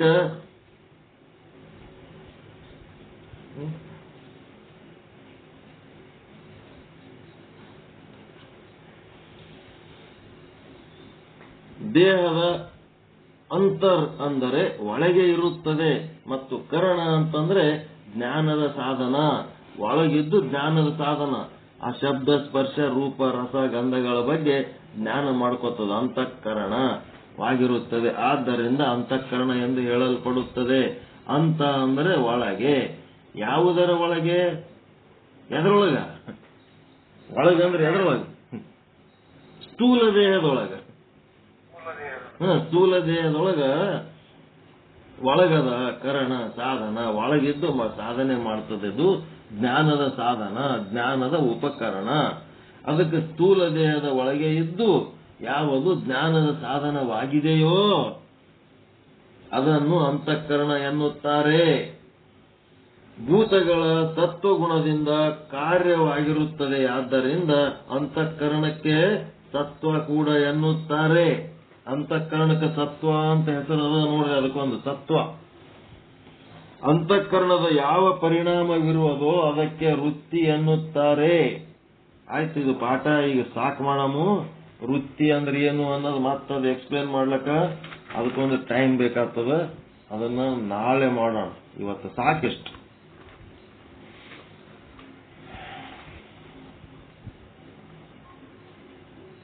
ಅಂತಃಕರಣದ ನಾನು ಪೀಠಿಕೆ ಹಾಕಿನ ಅಷ್ಟೇ. ಇದ್ರ ಬಗ್ಗೆ ನಾಳೆಗೆ ಡೀಟೇಲ್ ಆಗಿ ಹೇಳೋಣ. ಇವತ್ತಿಂದ ಬರೀ ಪೀಠಿಕೆ ಅಷ್ಟೇ. ಅಂತಃಕರಣ ಮತ್ತು 4 ಭೇದಗಳು ಮತ್ತು ಅದರ ಉತ್ಪತ್ತಿ ಬಗ್ಗೆ ಡೀಟೇಲ್ ಆಗಿ ನಾಳೆ ಸ್ಟಡಿ ಮಾಡೋಣ ಅಂತ ಹೇಳ್ತಾ ಇವತ್ತಿನ ಪಾಠವನ್ನು ನಿಮ್ಮೆಲ್ಲರ ಪಾದಗಳಿಗೆ ಅರ್ಪಿಸುತ್ತಿದ್ದೇನೆ. ಎಲ್ಲರಿಗೂ ಒಳಿತಾಗಲಿ, ಎಲ್ಲರಿಗೂ ಶುಭವಾಗಲಿ. ಪರಮಾನಂದ ಪ್ರಾಪ್ತಿ ಭವ, ಸರ್ವ ದುಃಖ ನಿವೃತ್ತಿ ಭವ, ಇಷ್ಟಾರ್ಥ ಸಿದ್ಧಿರಸ್ತು. ಯಶಸ್ವಿ ಭವ, ಯಶಸ್ವಿ ಭವ. ಜೈ ಶುದ್ಧ ಬ್ರಹ್ಮ, ಜೈ ಜೈ ಶುದ್ಧ ಬ್ರಹ್ಮ. ಓಂ ಶಾಂತಿ ಶಾಂತಿ ಶಾಂತಿ. ಶರಣು ಶರಣಾರ್ಥಿ, ಶರಣು ಶರಣ.